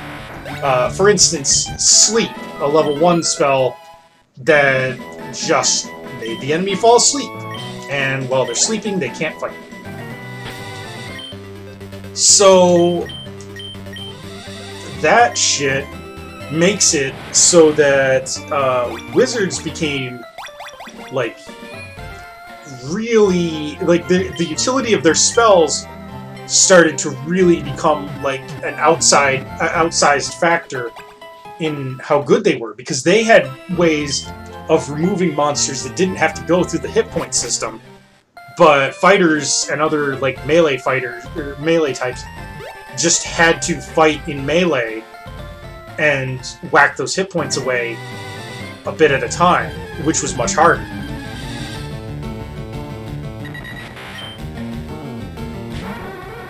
So yeah, I mean, it was...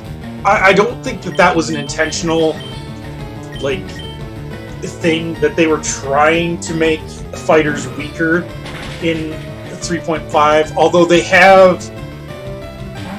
they did have a developer by the name of Monty Cook who did talk about using system mastery, and implied that like the fighter was the, like, training wheels character, the beginning character, and the wizard was for, like, the more experienced players who understand the rules better.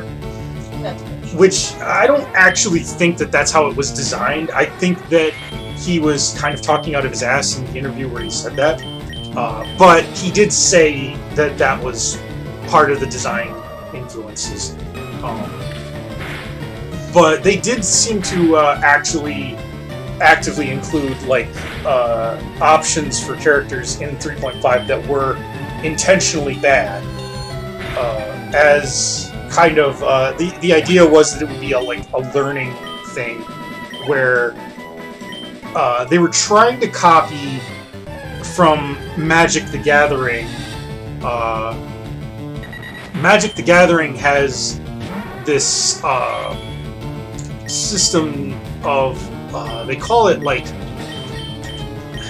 what is it, Timmy, Jimmy, and Spike, or something like that, which is supposed to represent the three types of players that they have, where Timmy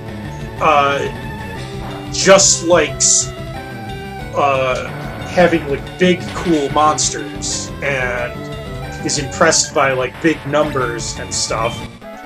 Jimmy is a character that, or a person that like they really like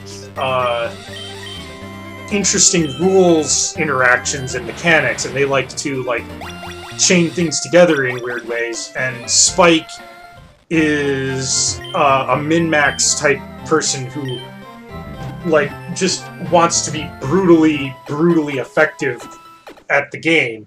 And apparently Monty Cook was under the impression that like Spike was the desired outcome, that like they wanted their players to be more like Spike because he was like a better player, when in reality the Timmy, Jimmy, Spike thing was just meant to like, you know, kind of show the different ways that their game was appealing to the market, and like how they could more efficiently like appeal to those types of players and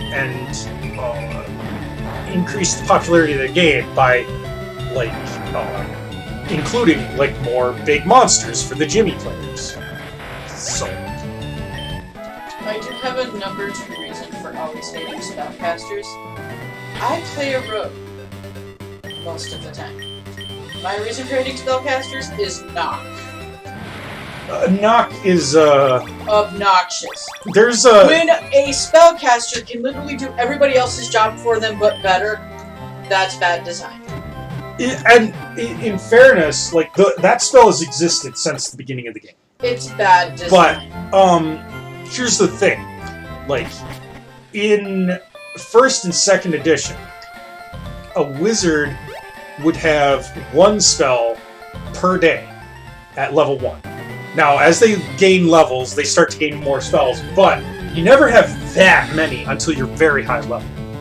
So, like, are you going to put knock on your spell list for the day? Which, remember, in those editions, you needed to actually, at the start of your day, declare what spells you were memorizing, because those would be the only spells that your character would have access to for that entire day.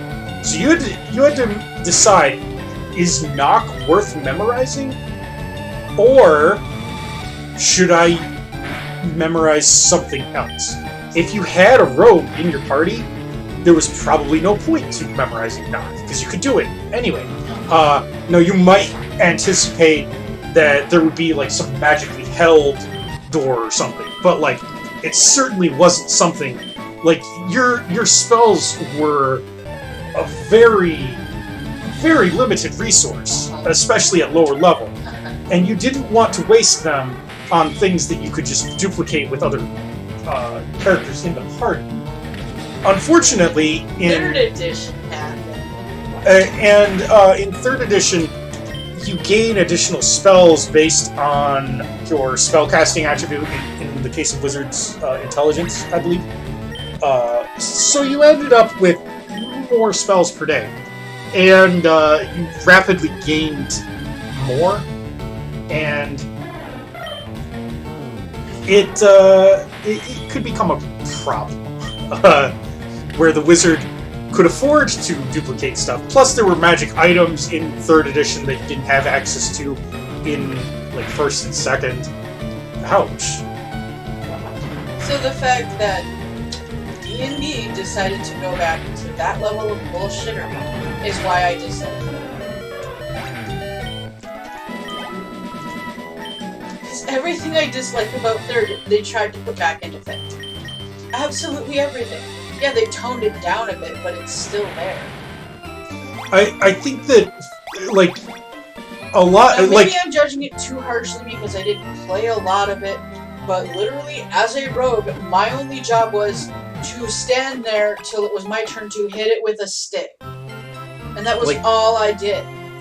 I do wish... And it was just so incredibly boring for me that I was just like, you know what? I've got better things to do with my time than to stand around every like 10 minutes or so, I hit it with the stick. No, it didn't work. Okay, let me go do something interesting for the next 10 minutes.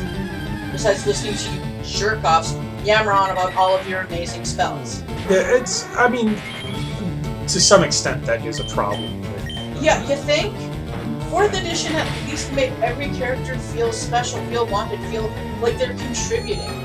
Not, oh, I hit it with the stick. Oh, I've got 10 minutes to kill? Let me go make a burrito real quick. Now, like, in the interest of fairness, turns in 4th edition could take very long. Like, they could. Oof, this is gonna suck. I forgot they could do that. Yeah, that's good. I keep thinking that Jimmy D can. Not denying that turns in 4th edition can take a long time, especially if there's a lot of monsters involved. But you're talking with your partners. You're strategizing with your team.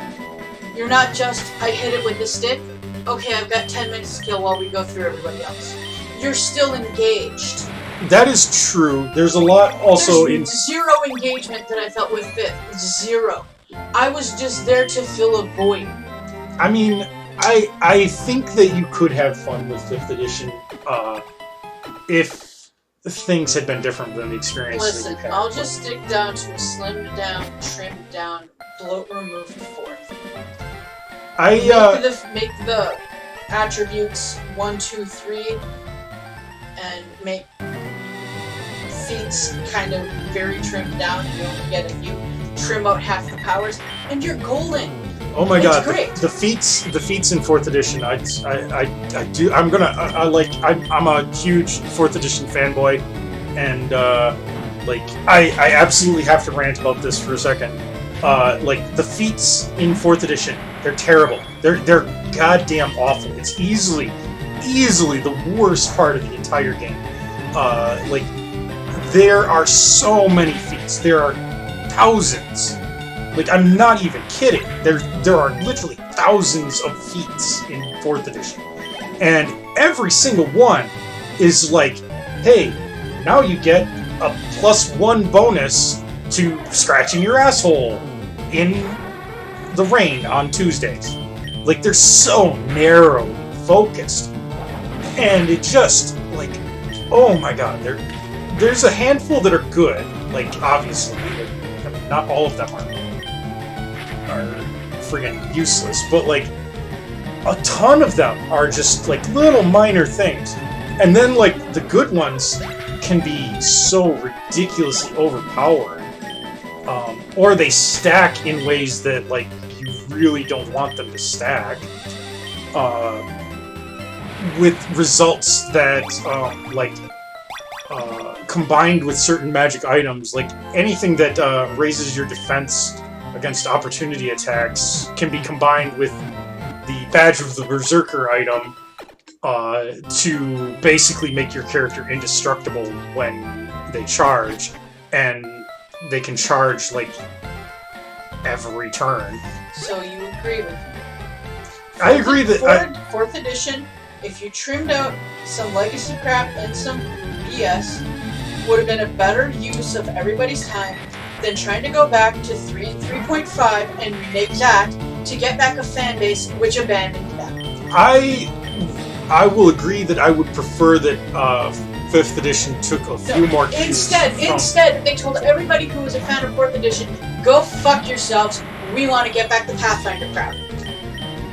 I mean... That is what they did. They did. They did that.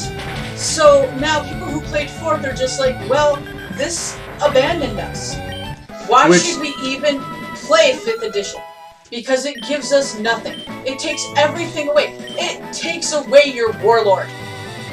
They did take away my warlord. They took away your warlord. I will never forgive 5th edition for that one. Just on those rounds alone. They took away your warlord. They took away a really good and interesting class to get the people who jumped ship for Pathfinder back. That's what blows my mind.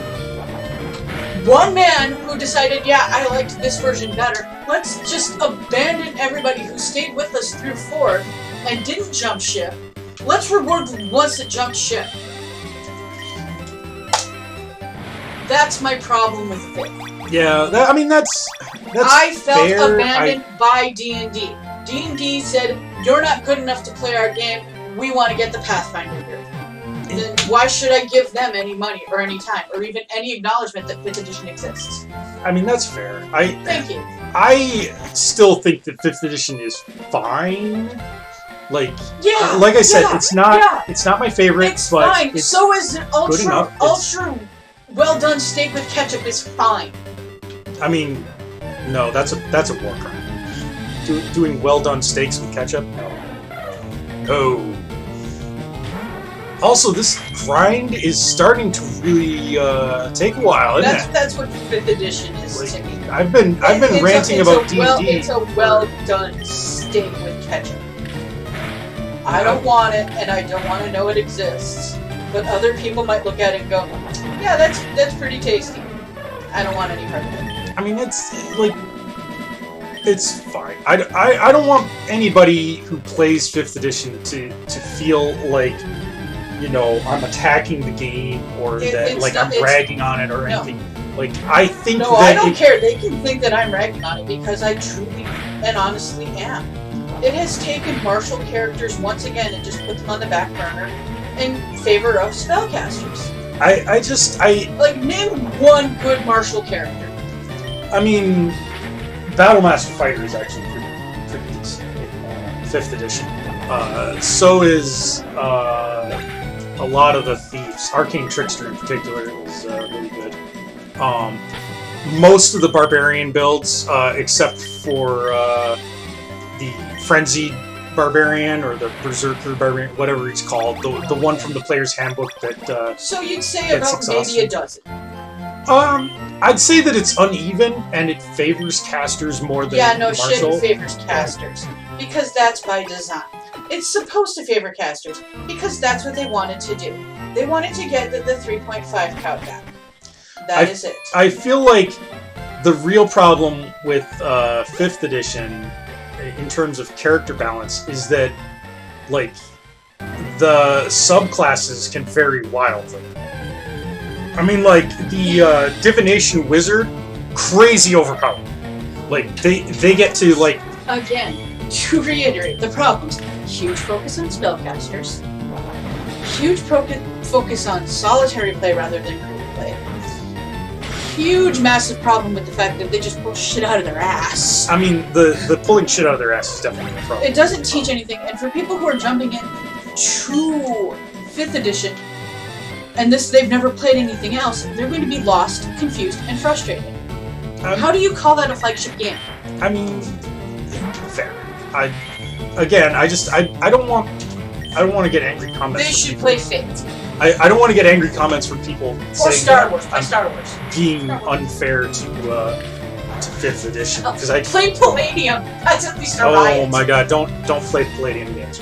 No, definitely. Just randomize your character and play Palladium. You'll be laughing your ass off for days. Like, I mean, you know, like if you want to make up random characters for a Palladium game for laughs, go ahead. But don't play Palladium rules as written, please.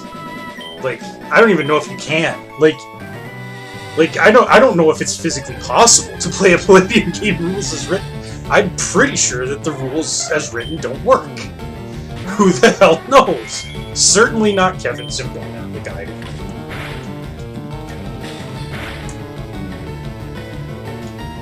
Oh, Palladium games. That's an entirely different rant that I will spare you guys for now.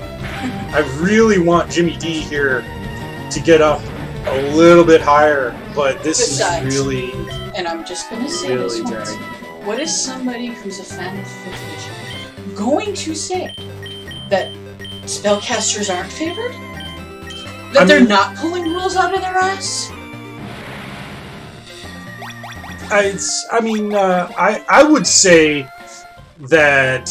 Like, how can they defend a game against my points when I say it doesn't really focus on your party talking to each other anymore because you're not really strategizing?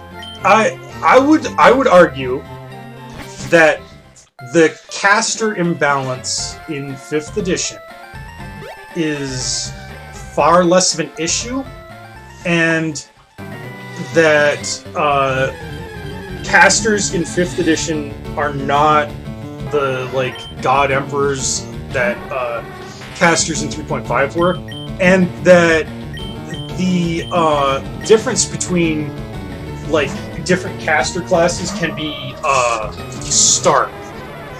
They can. For instance, I do realize that they toned it down a bit from 3.5. I get that. That's a step in the right direction. I would go so far. How long is it going to be till they just like put out 5.5 and all of a sudden casters are God King again? Because, you know, it's not like they follow their own rules. What? Oh, Anya was just saying that she was getting re-interested in the debate due to a barbecue comment. I apologize if this is dragging on for people. I'm just trying to fill the space of the stupid grinding here. So I guess when this shows up later on YouTube, you know, they can yell at me that I'm not, you know, all in on. Oh, I'll definitely throw you under the bus there. Yeah. But you know what? I don't care. I've had this debate with people before, and they just kind of like are completely stumped on why I like 4th more. It's not that I like everything about 4th. I like the core mechanics because I like the idea of the party talking to each other, formulating strategies. I like the customization. I really, on the subject of the party dynamic in 4th edition, I really feel that that's something that is worth talking about because a lot of people did not play 4th or like only played it a little bit and did not really experience quite how the party works in 4th edition as opposed to like the other games. And it's really worth mentioning because that's a real big part of the experience that just doesn't come across if you're just reading the books. Like, it's not just a one-on-one thing. Like, 4th edition very much depends on having a coordinated party that acts in tandem. And it's not something that can easily be explained. Enemies in 4th edition are fairly meaty. They tend to be weaker than a player character, but strong enough that it's going to take a few hits at least for anything, even a wimpy little goblin to go down, unless they are a minion, which is a special type of enemy that 4th edition introduced, where any attack knocks them down. Minions being basically just cannon fodder. Minions being yellow entities that kind of look like bananas. Oh, please don't remind me. But like 4th edition also has a lot of movement, which is another thing that like you can't really explain or really get a feel for from just looking at the rulebook.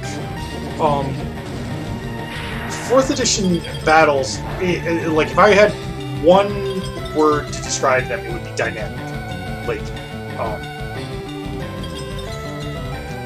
And you know, I mean, again, I freely admit that I'm a 4th edition fanboy, so like take it with a grain of salt or whatever. But I feel that movement happens a lot more in 4th than in any other edition that I've played. Even 1st and 2nd, where movement was very loosey-goosey. I feel like stuff like enemies just like are constantly skittering across the battlefield, and people are constantly chasing after them, and people are trying to maintain flanking positions. Trying to maintain battlefield control on where the enemy can go versus where they yeah. to go. Everything is very. It feels like Final Fantasy Tactics. It's very fluid. It's tactical. And a lot of that depends on having allies who can flank with you, who can like chase enemies after they escape from you, who Or can have lock them- down yeah, lock down enemies so that they don't chase after you. That's why I said with 4th edition, all battles feel like you're engaged, even if you're not doing anything, because you're always focused on the battlefield, focused on what everybody else is doing, so that way you can plan your next move accordingly. Not in other editions where, oh, I hit it with a stick, oh, I missed, hey! let me walk away for a while. Another evolution! Alright.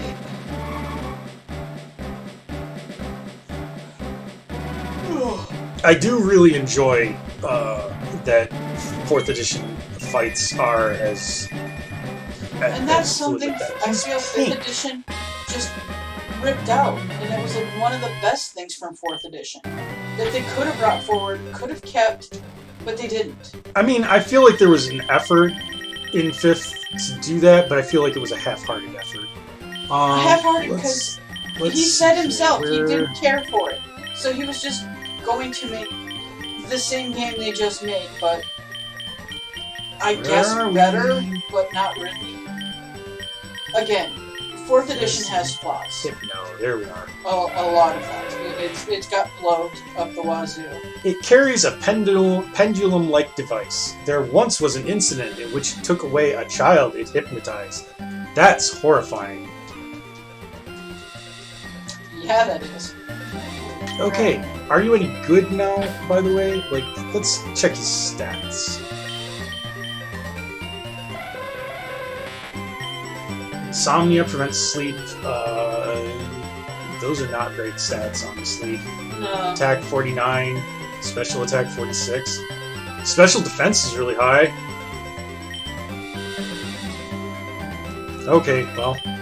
So yeah, like you can expect the comment section to be like screaming at me that 5th edition is the best thing ever. How dare I criticize their favorite people? But you know what? I mean, if people want to like 5th edition, I'm not going to tell them that they're wrong for liking 5th edition. No, 5th edition I'm is just saying, a perfectly if fine you're game. new to D&D, be prepared to be confused with everything 5th edition doesn't teach you. I think that 5th edition has flaws. I think that 4th edition has flaws. I'm not sure that I would say that, like, I feel like the numbers in 4th edition were tighter.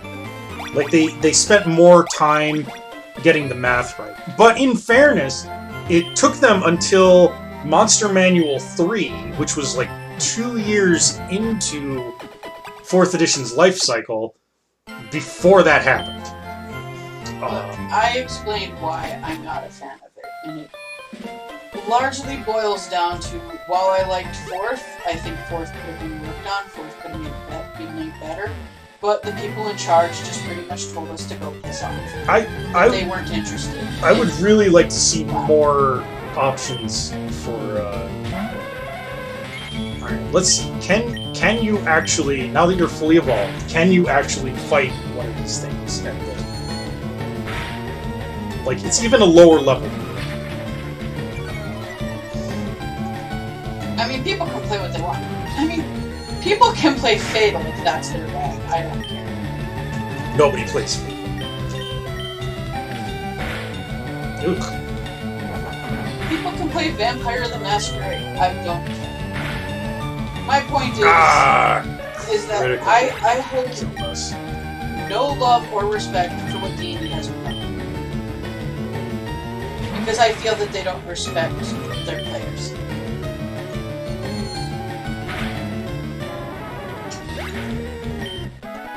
I know it sounds a little harsh, but that's the way I feel. Oh, Mentok, you learned side mute. Oh my god, thank you.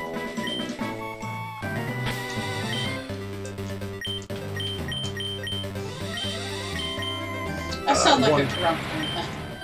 A bit, yeah, but that's okay. No, I'm sorry. If I'm gonna get into like a different RPG, like tabletop system, it's probably gonna be Fate. It's more interesting, focuses on roleplay, and you know, if I need to do tactical combat, I'll just borrow from 4th. Look, I built my game. How about you? I feel like, I don't know, I don't think I've ever found a single game that I like, fully love for, like... When you're dealing with, like, that kind of math and physics stuff, it's always going to be a little warped in spots. Yeah. I mean, that's why, to me, like, looking at a Palladium system is just hilarious. Because it is so wonderfully broken in so many hilarious ways. Well, at least we can one-shot Spirit.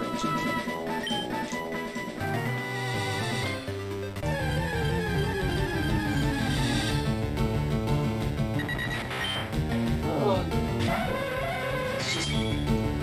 It ain't my bag.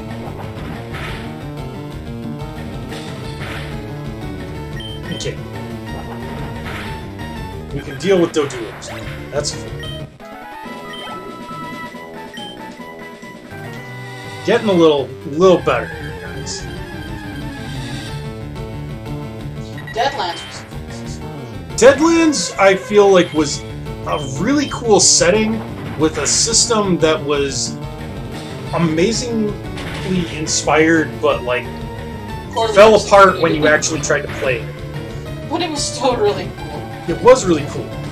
I wouldn't mind revisiting that at some point. For those who don't know, Deadlands is a tabletop game where you play as cowboys and Indians fighting against zombies and demons in the Old West. And it's absolutely fucking baller. You can be a mad scientist who creates inventions. You can be guys who use decks of playing cards to cast magical spells. It's got it all, baby.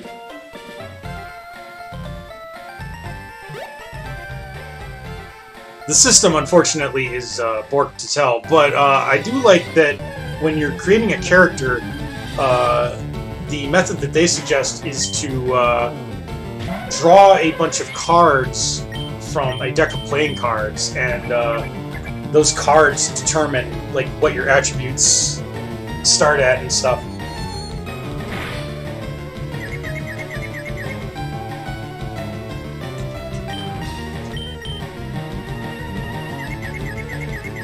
D6 Star Wars is also fun. D6 Star Wars, like, it's really, really badly dated by this point. Oh yeah, but it's still a blast. Especially if you're into the setting. Yeah, I still wouldn't mind playing again to revive Sam. one of these days, yeah, we gotta play D6 Star Wars. I miss him so much. Yep. Okay, so we fix this one.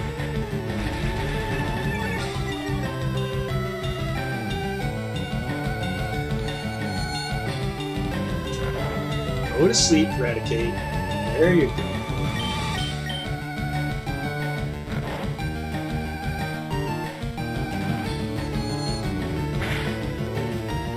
I would have loved to play Shadowrun. Just I don't know a lot about Shadowrun, other than that the system is completely fucking borked. oh yeah. Like, Well, almost all your characters are ranged rather than melee, which adds a whole lot. yeah, it's, the main issue is that, like, stuff is, like, wildly unbalanced in Shadowrun. But it's still a cool setting and system. It is a cool setting, and like, I do like it.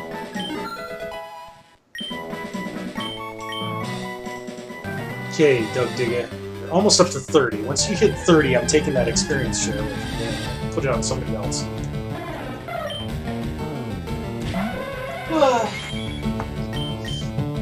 What other systems have we actually played? Well, I mean, I could talk for hours about Chaos 6 to 10, but nobody wants to hear that.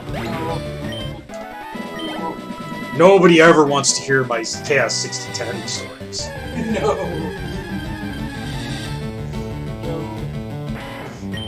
I think we only ever played it the one time. Did we ever actually play Chaos 6 We to 10? played the sample version where Oh yeah, yeah, we Where the did. best way to survive was to crawl on the floor and bite people's ankles. Yes. Oh my god, yes.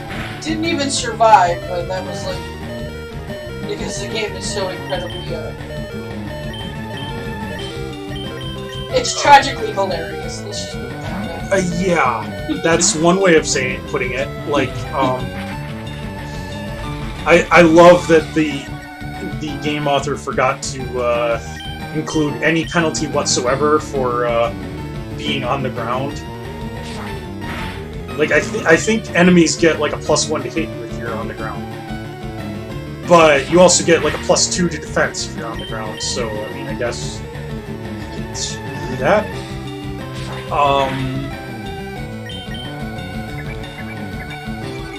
I also like that at no point really it missed. Oh, that sucks.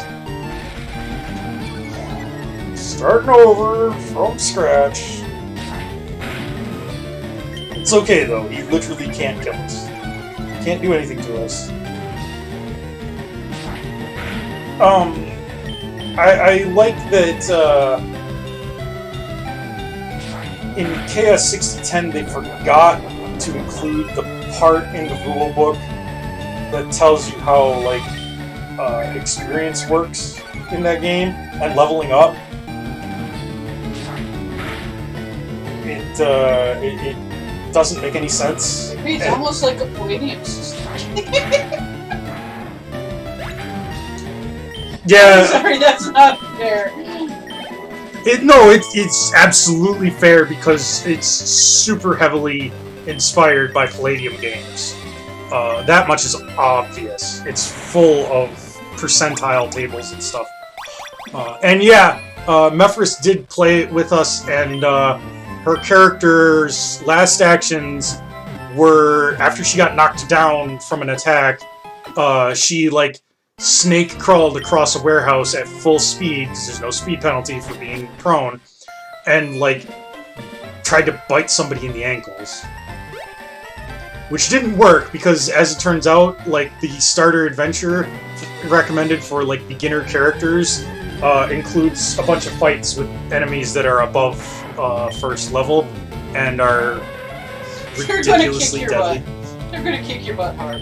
It's You're gonna get hooked. yeah, it's pretty Jimmy D. Like, if you could just hit with hypnosis once in a while. Never mind.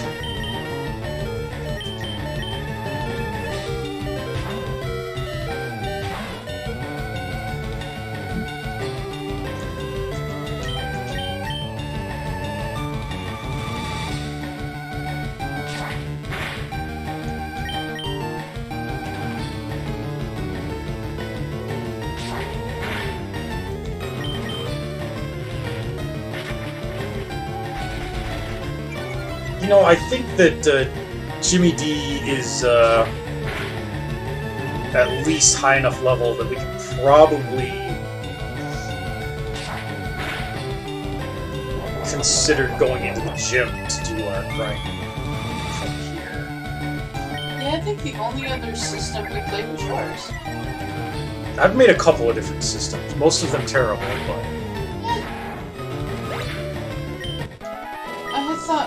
I've had a couple of them were pretty cool.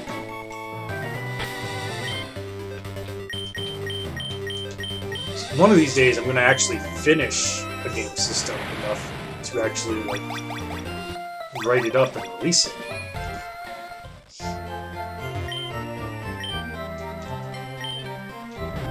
That'd be something. No, I think it'll be fun. And, you know, it's not like you're competing against a monolith anymore, because there's literally dozens. Yep. Just give me 1 second. I'll be right back, guys.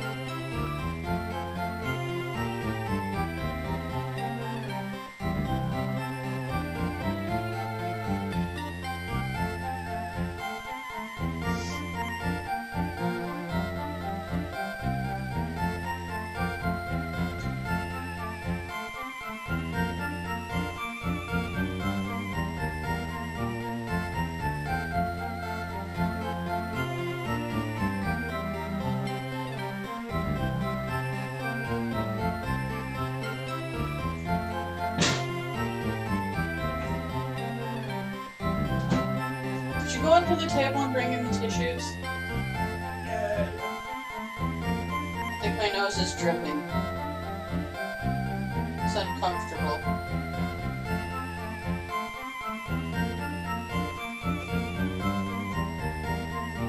We really should just have one in each room. Yeah. Okay. Definitely going into the gym though, because like this grind is slowly killing me, and I'm probably over preparing anyway.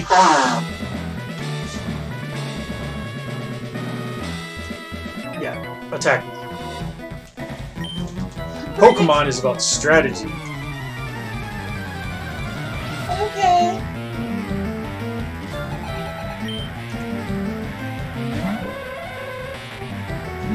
Hypno.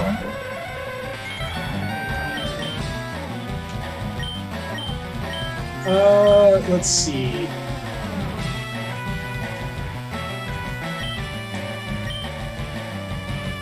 I think Shedinja should have no problem with this.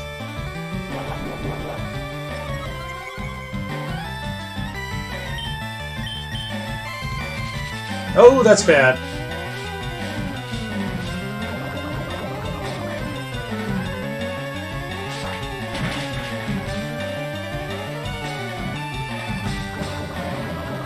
Yeah, he's gonna fail.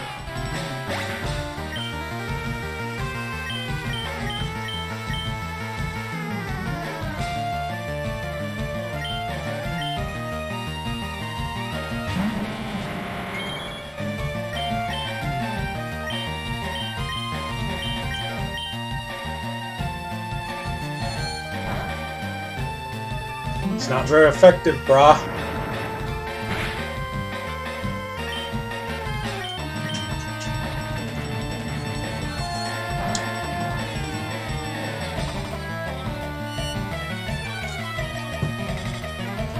Your defense harshly fell.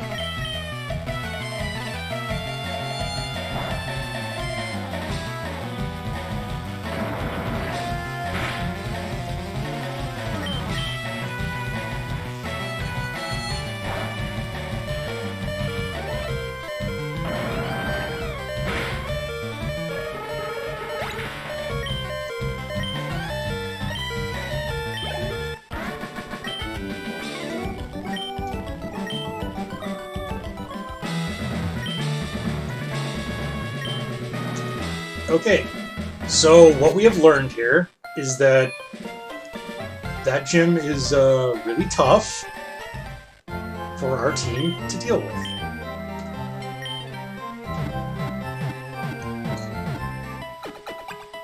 I mean, not really, like, but it is still going to be a heck of a slog. You. I will give you special techniques.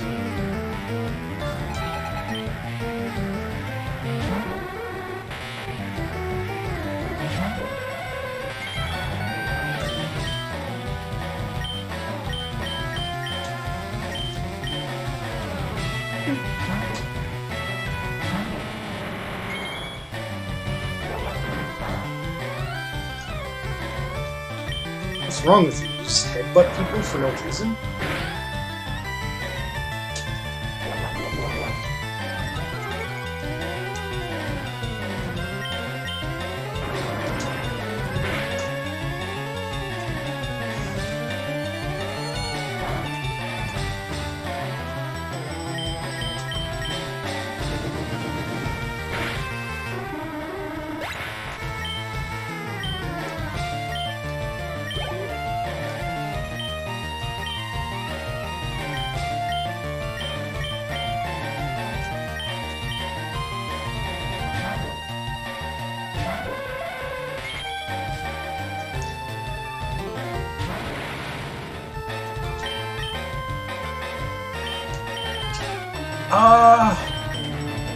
We'll give this a try.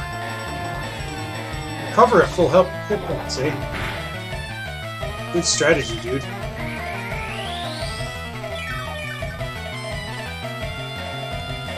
you're recovering less than the damage I'm doing.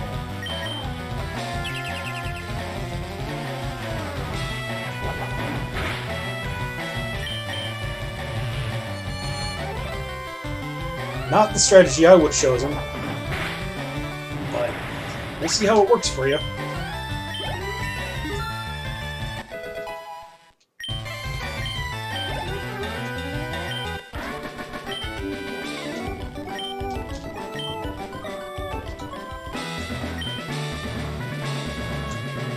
I like poison and sleep because they linger after battles. I like to poison you in your sleep too. Wow, we have to move on.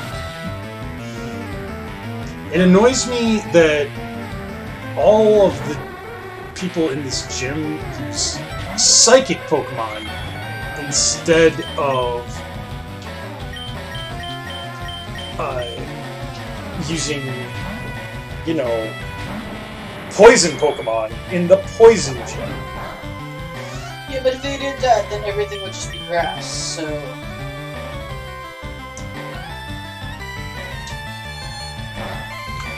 And I think the point of this is status elements and not... It is, but like, it's very annoying. It is.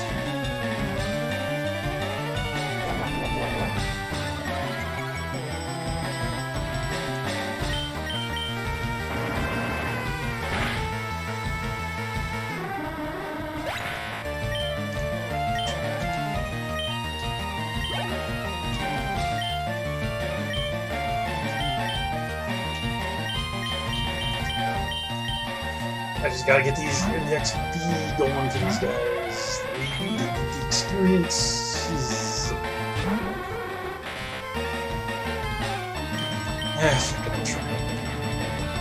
Oh, right. Well, that was stupid of me.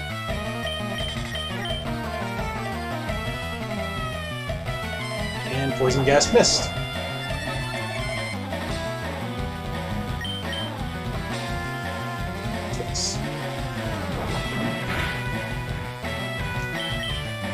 Okay. Enough farting around. Yep, meditate all you like.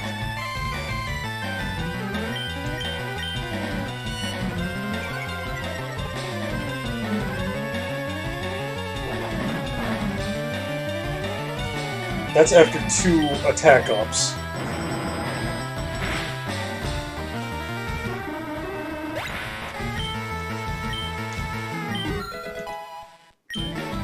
Cool.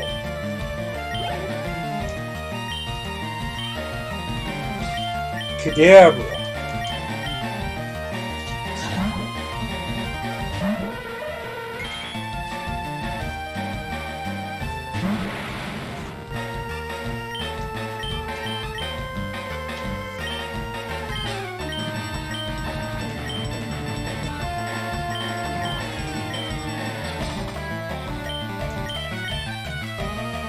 I would put out Digga, but he will get wasted in one thing. Oh, yeah.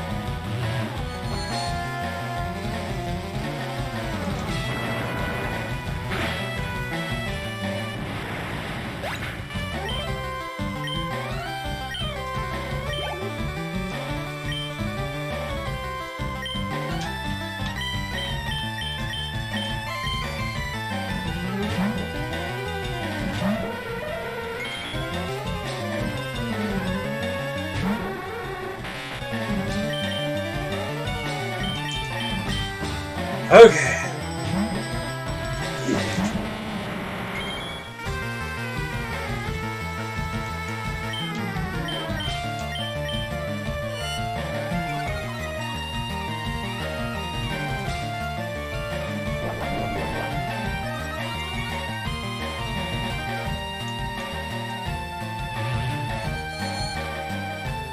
Oh my god.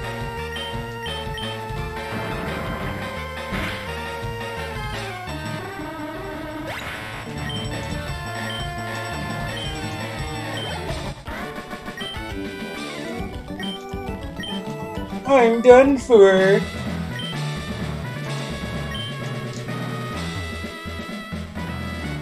My cakes will burn.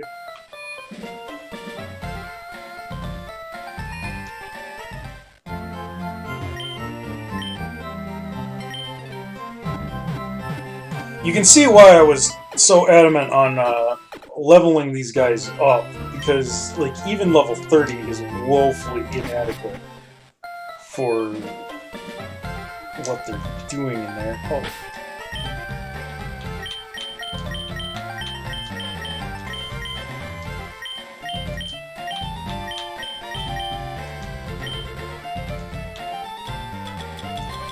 And let's give him the XP share.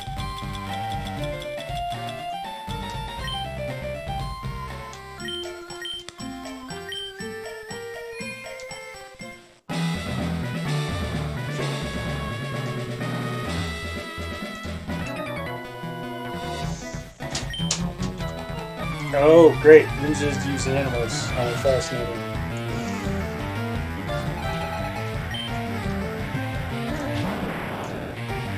Hey, he's actually using a poison type.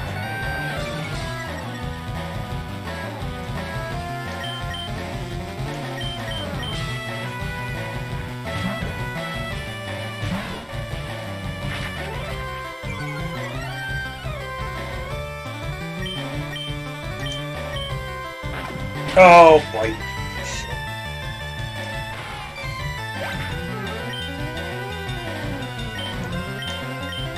Okay.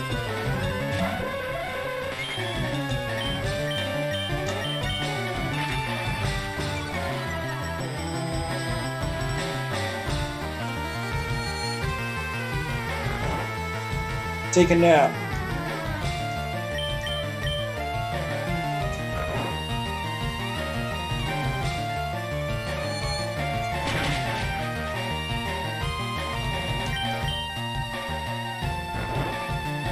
I like how the Z's come out of the face on the hood instead of the actual head of the Arbok.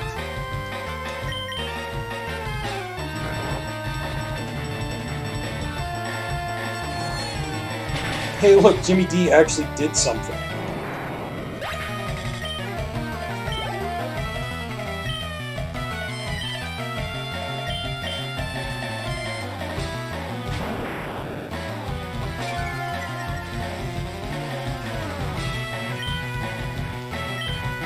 I am gonna swap out for Pyrite though. Ugh.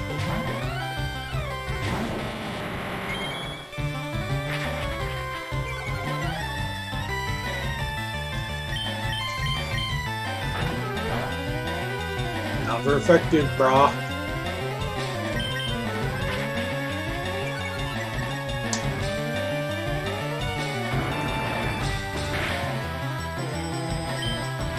Oh, you need a switch.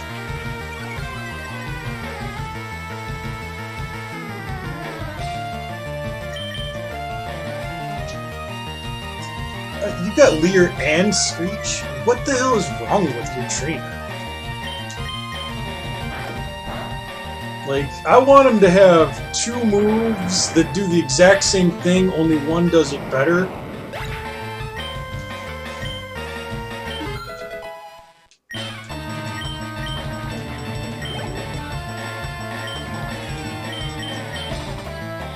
Sand Slash.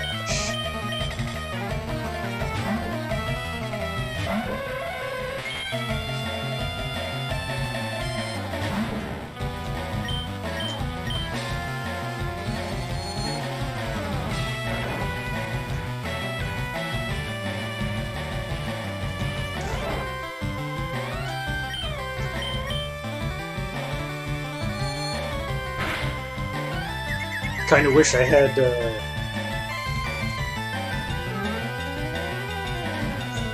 my Shedinja.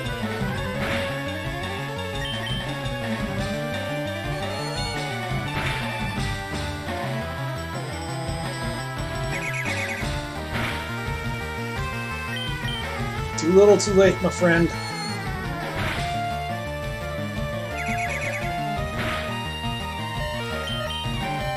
may be doing a lot of damage to me, but I'm gonna win this race.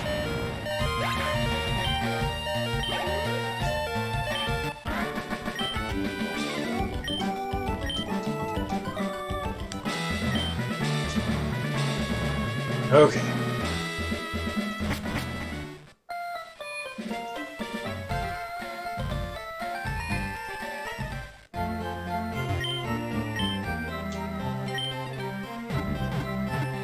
Alright, good night, Anya. Thank you for stopping in and listening to me rant about D&D for like 2 hours straight.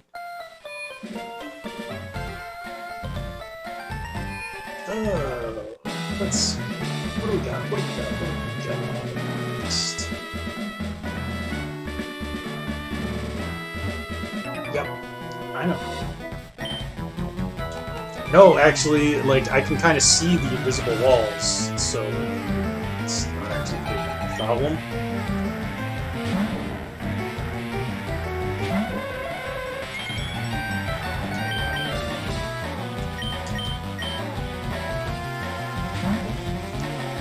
Alright, what do you got? Oh, a slash. Oh, it didn't work.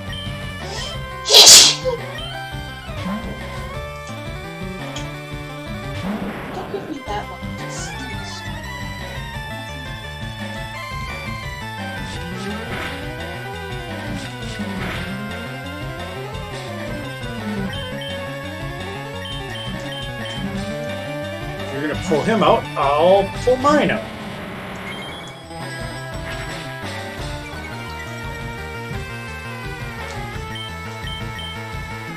Which suggests to me, by the way, that his Sand Slash literally cannot hurt our Shedinja. So...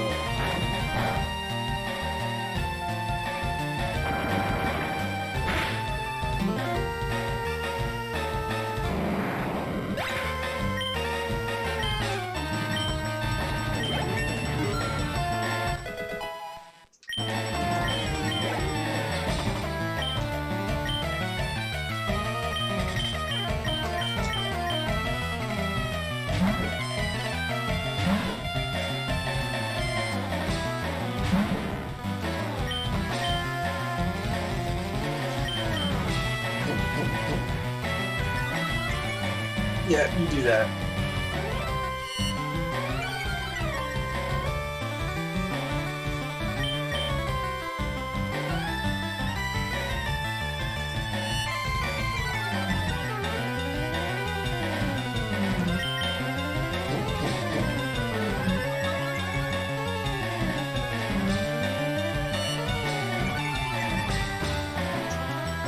It's down 4 steps.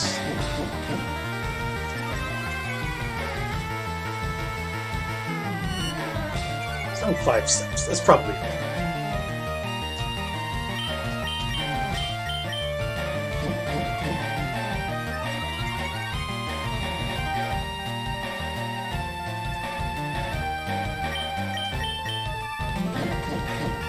Oh, he's trying so hard.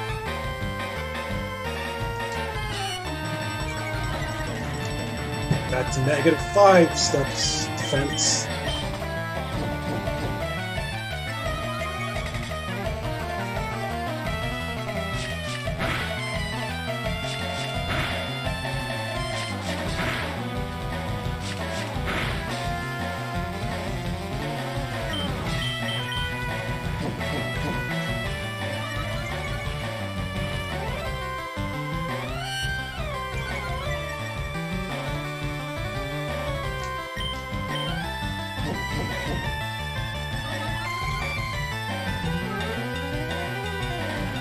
Oh.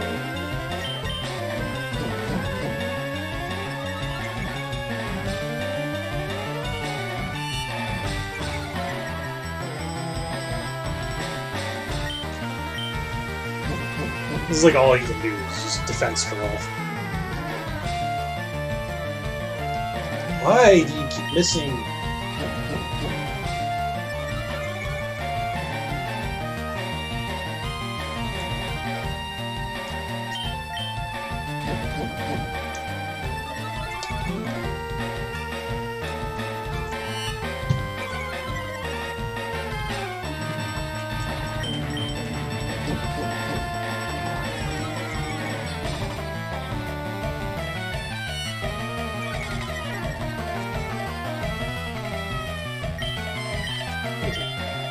Screw it. I'm just gonna go with Fury Cutter. It's not gonna do much, but it will grow in strength each time. And while he's buffing his defense,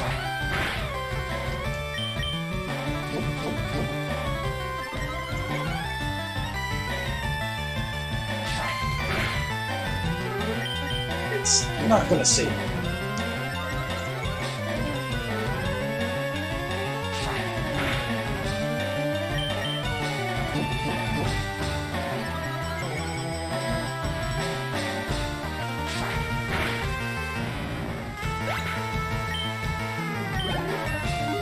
What a wicked little ghost bug he is.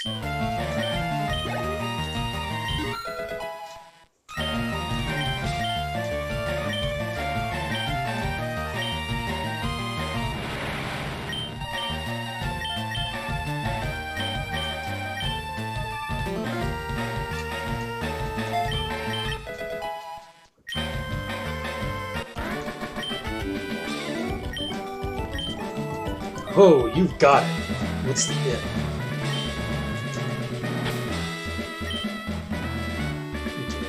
Yeah, we're good.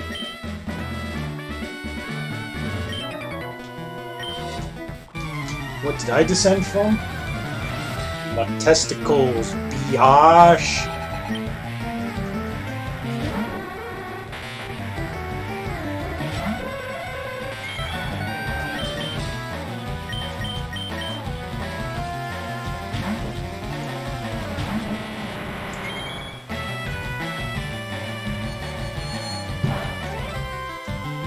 Not very effective.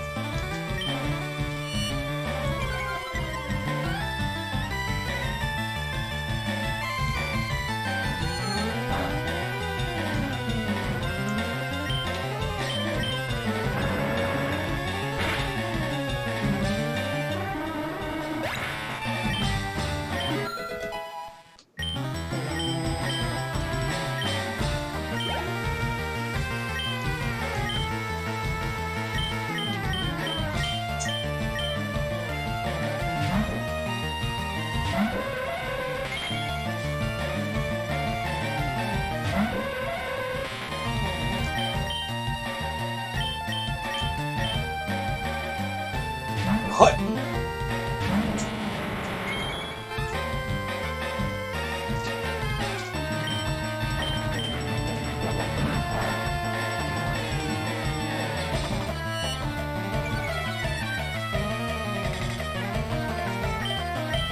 Oh, what happened to the defense?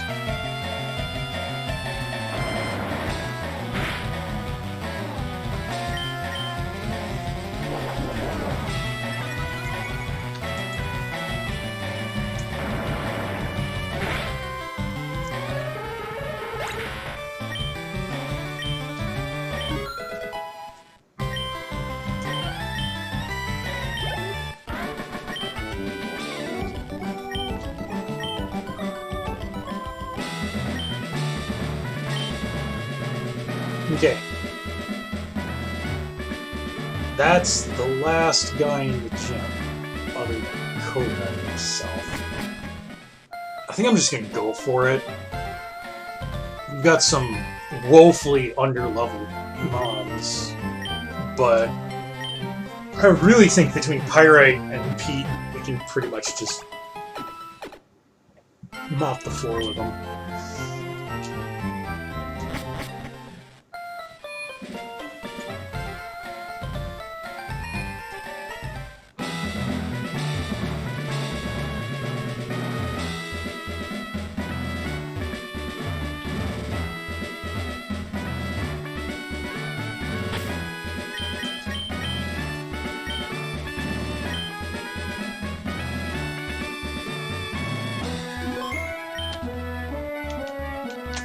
Shortcut save as well, just in case.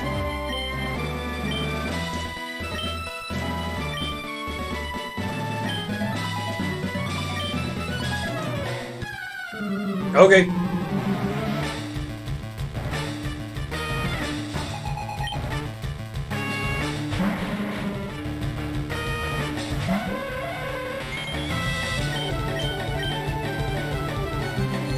I cannot believe we outsped that coffin. It's nearly 10 levels above us.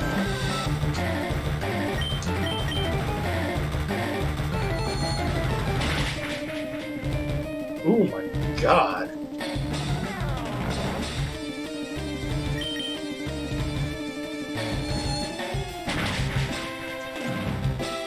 Wow, that was really easy.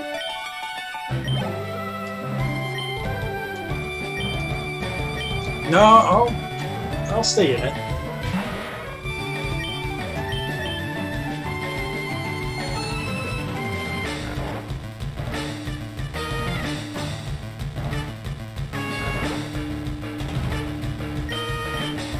Nope, nope, no. I cannot believe the luck you're having with stuff, Jimmy D.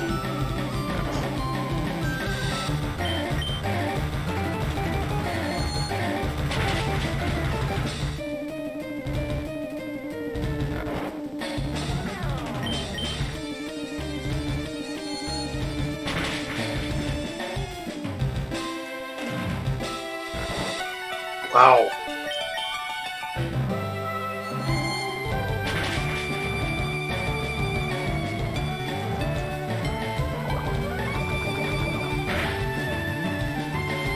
Yeah, I fully expected that would happen at some point.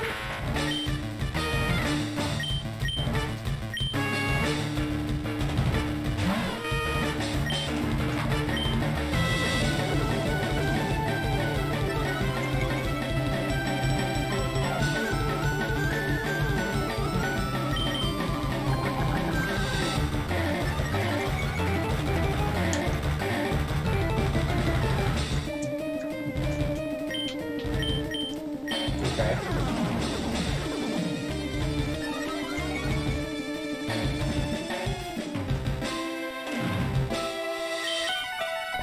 It's okay. I'll just keep spamming these moves. Eventually something will hit.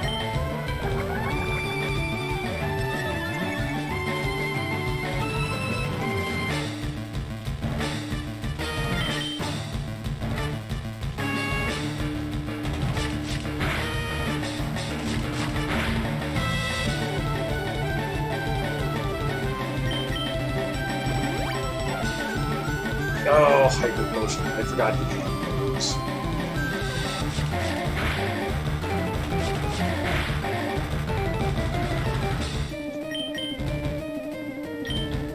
Alright.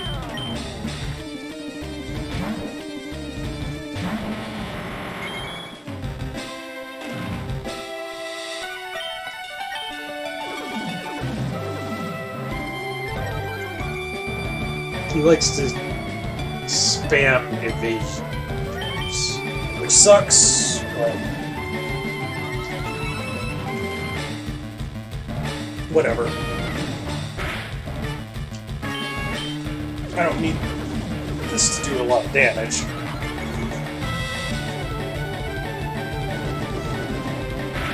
I'm hoping, yeah, 4 paralysis. Alright.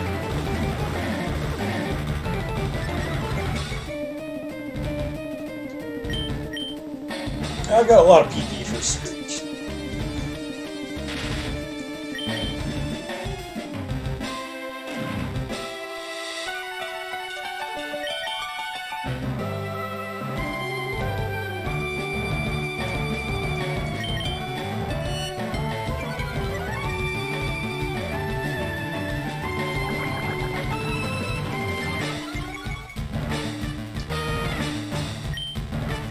Alright, well, it's just gonna keep doing that. So.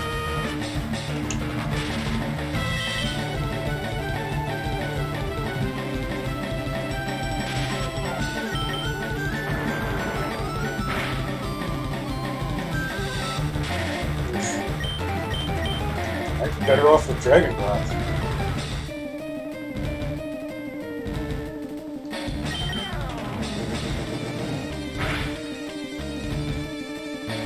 Yep, definitely am.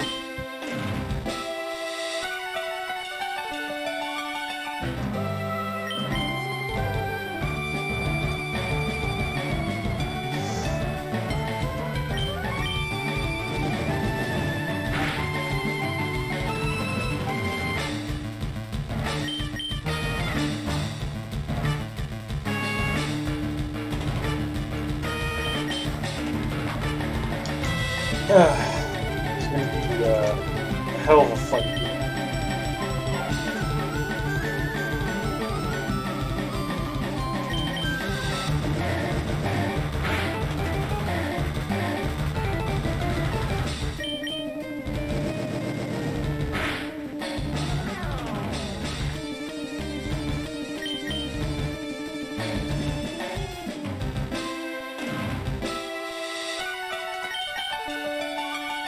Might have to restart this and go in with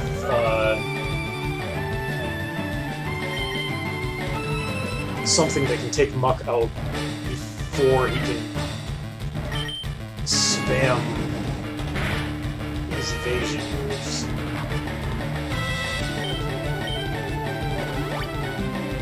Yeah. Okay.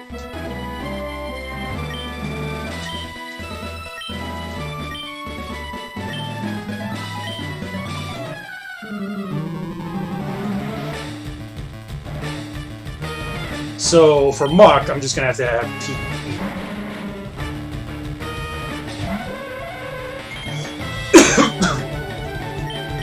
I'm gonna forego the hypnosis just because I got really lucky with that, and I don't think I go with that.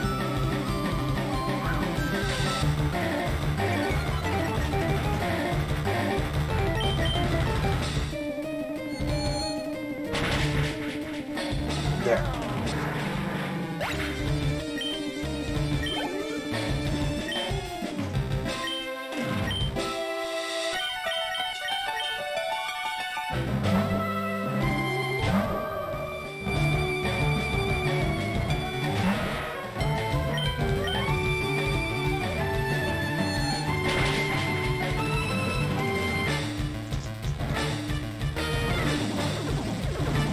No. I don't think they're gonna survive this.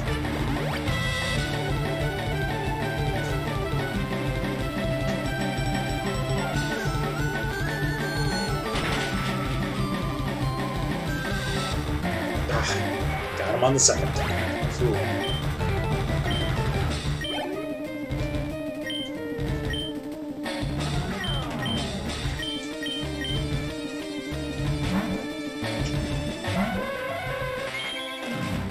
Sadly, Muck was the only thing that Doug Digga could actually do anything against. All the rest of these have levitate.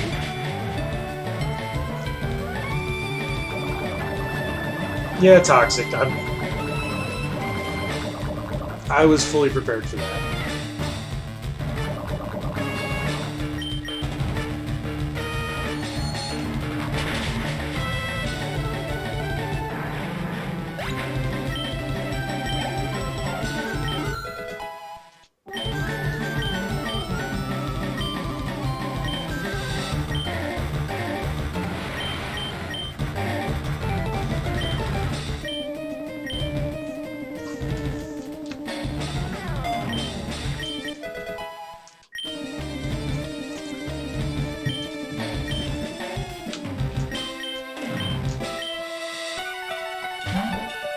Let's let Mentalk take the first round.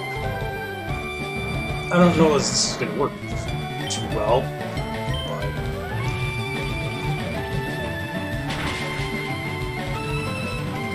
That's not terrible considering the level difference.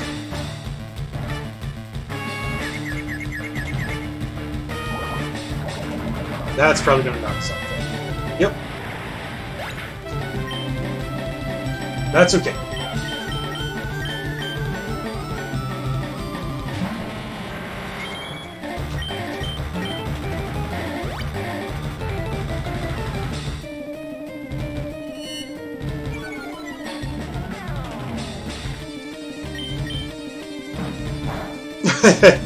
Oh, that's great. He's actually got a non-poison attack move, which means he's just going to spam it. It's Tackle. Like, it'll literally take him over 100 rounds to kill me with Tackle.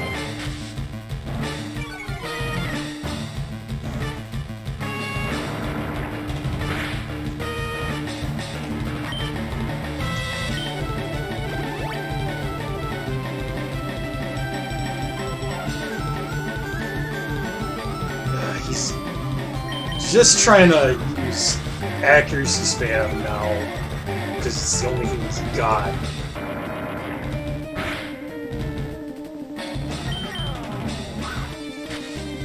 One more rock throw should take him out, though.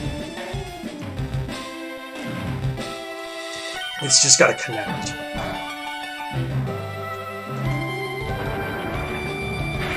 There we go.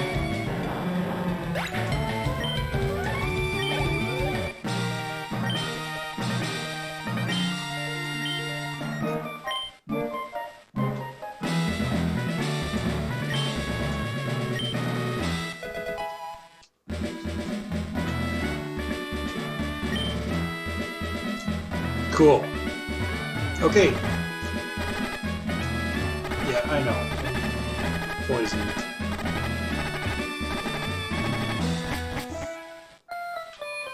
Six gym badges down, guys.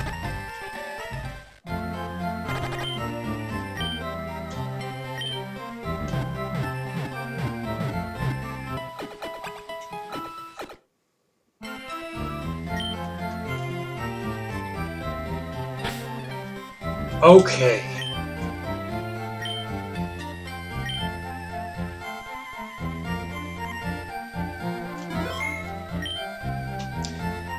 Well, that took an obnoxious amount of time for a fairly simple gym, but Jimmy D actually did pull his own weight, so I can't be too mad at him. And like our other characters also existed. Probably not going to use a lot of those again. I'm probably going to rely on. I'll probably continue to level up Mentok because he's actually a good psychic type. Although I don't know how heavily we'll rely on him. He'll be stronger than Pete when he's fully evolved, but we can use Surf outside of battle now, but I don't think we have the HM for Surf. That's in the Safari Zone, I believe, so we're going to have to get that. Plus there's a bunch of Safari Zone Pokemon that we still don't have, and other stuff. So I'm going to call it here. I had hoped to finish this off early and do something else as well tonight, but that didn't happen. That didn't happen. It looks like I'm not going to have time. So that's okay. You know, it is what it is. Thank you guys for watching and for listening to me drone on and on and on about stupid bullshit.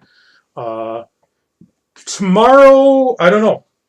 Maybe stream, maybe not. No, tomorrow, not tomorrow evening, but tomorrow during the day. Maybe. Tomorrow during the day, maybe. Maybe. Depends on not in the evening though. Like depends on what chores we get done. Yeah. So anyway, thanks for watching, guys. Later.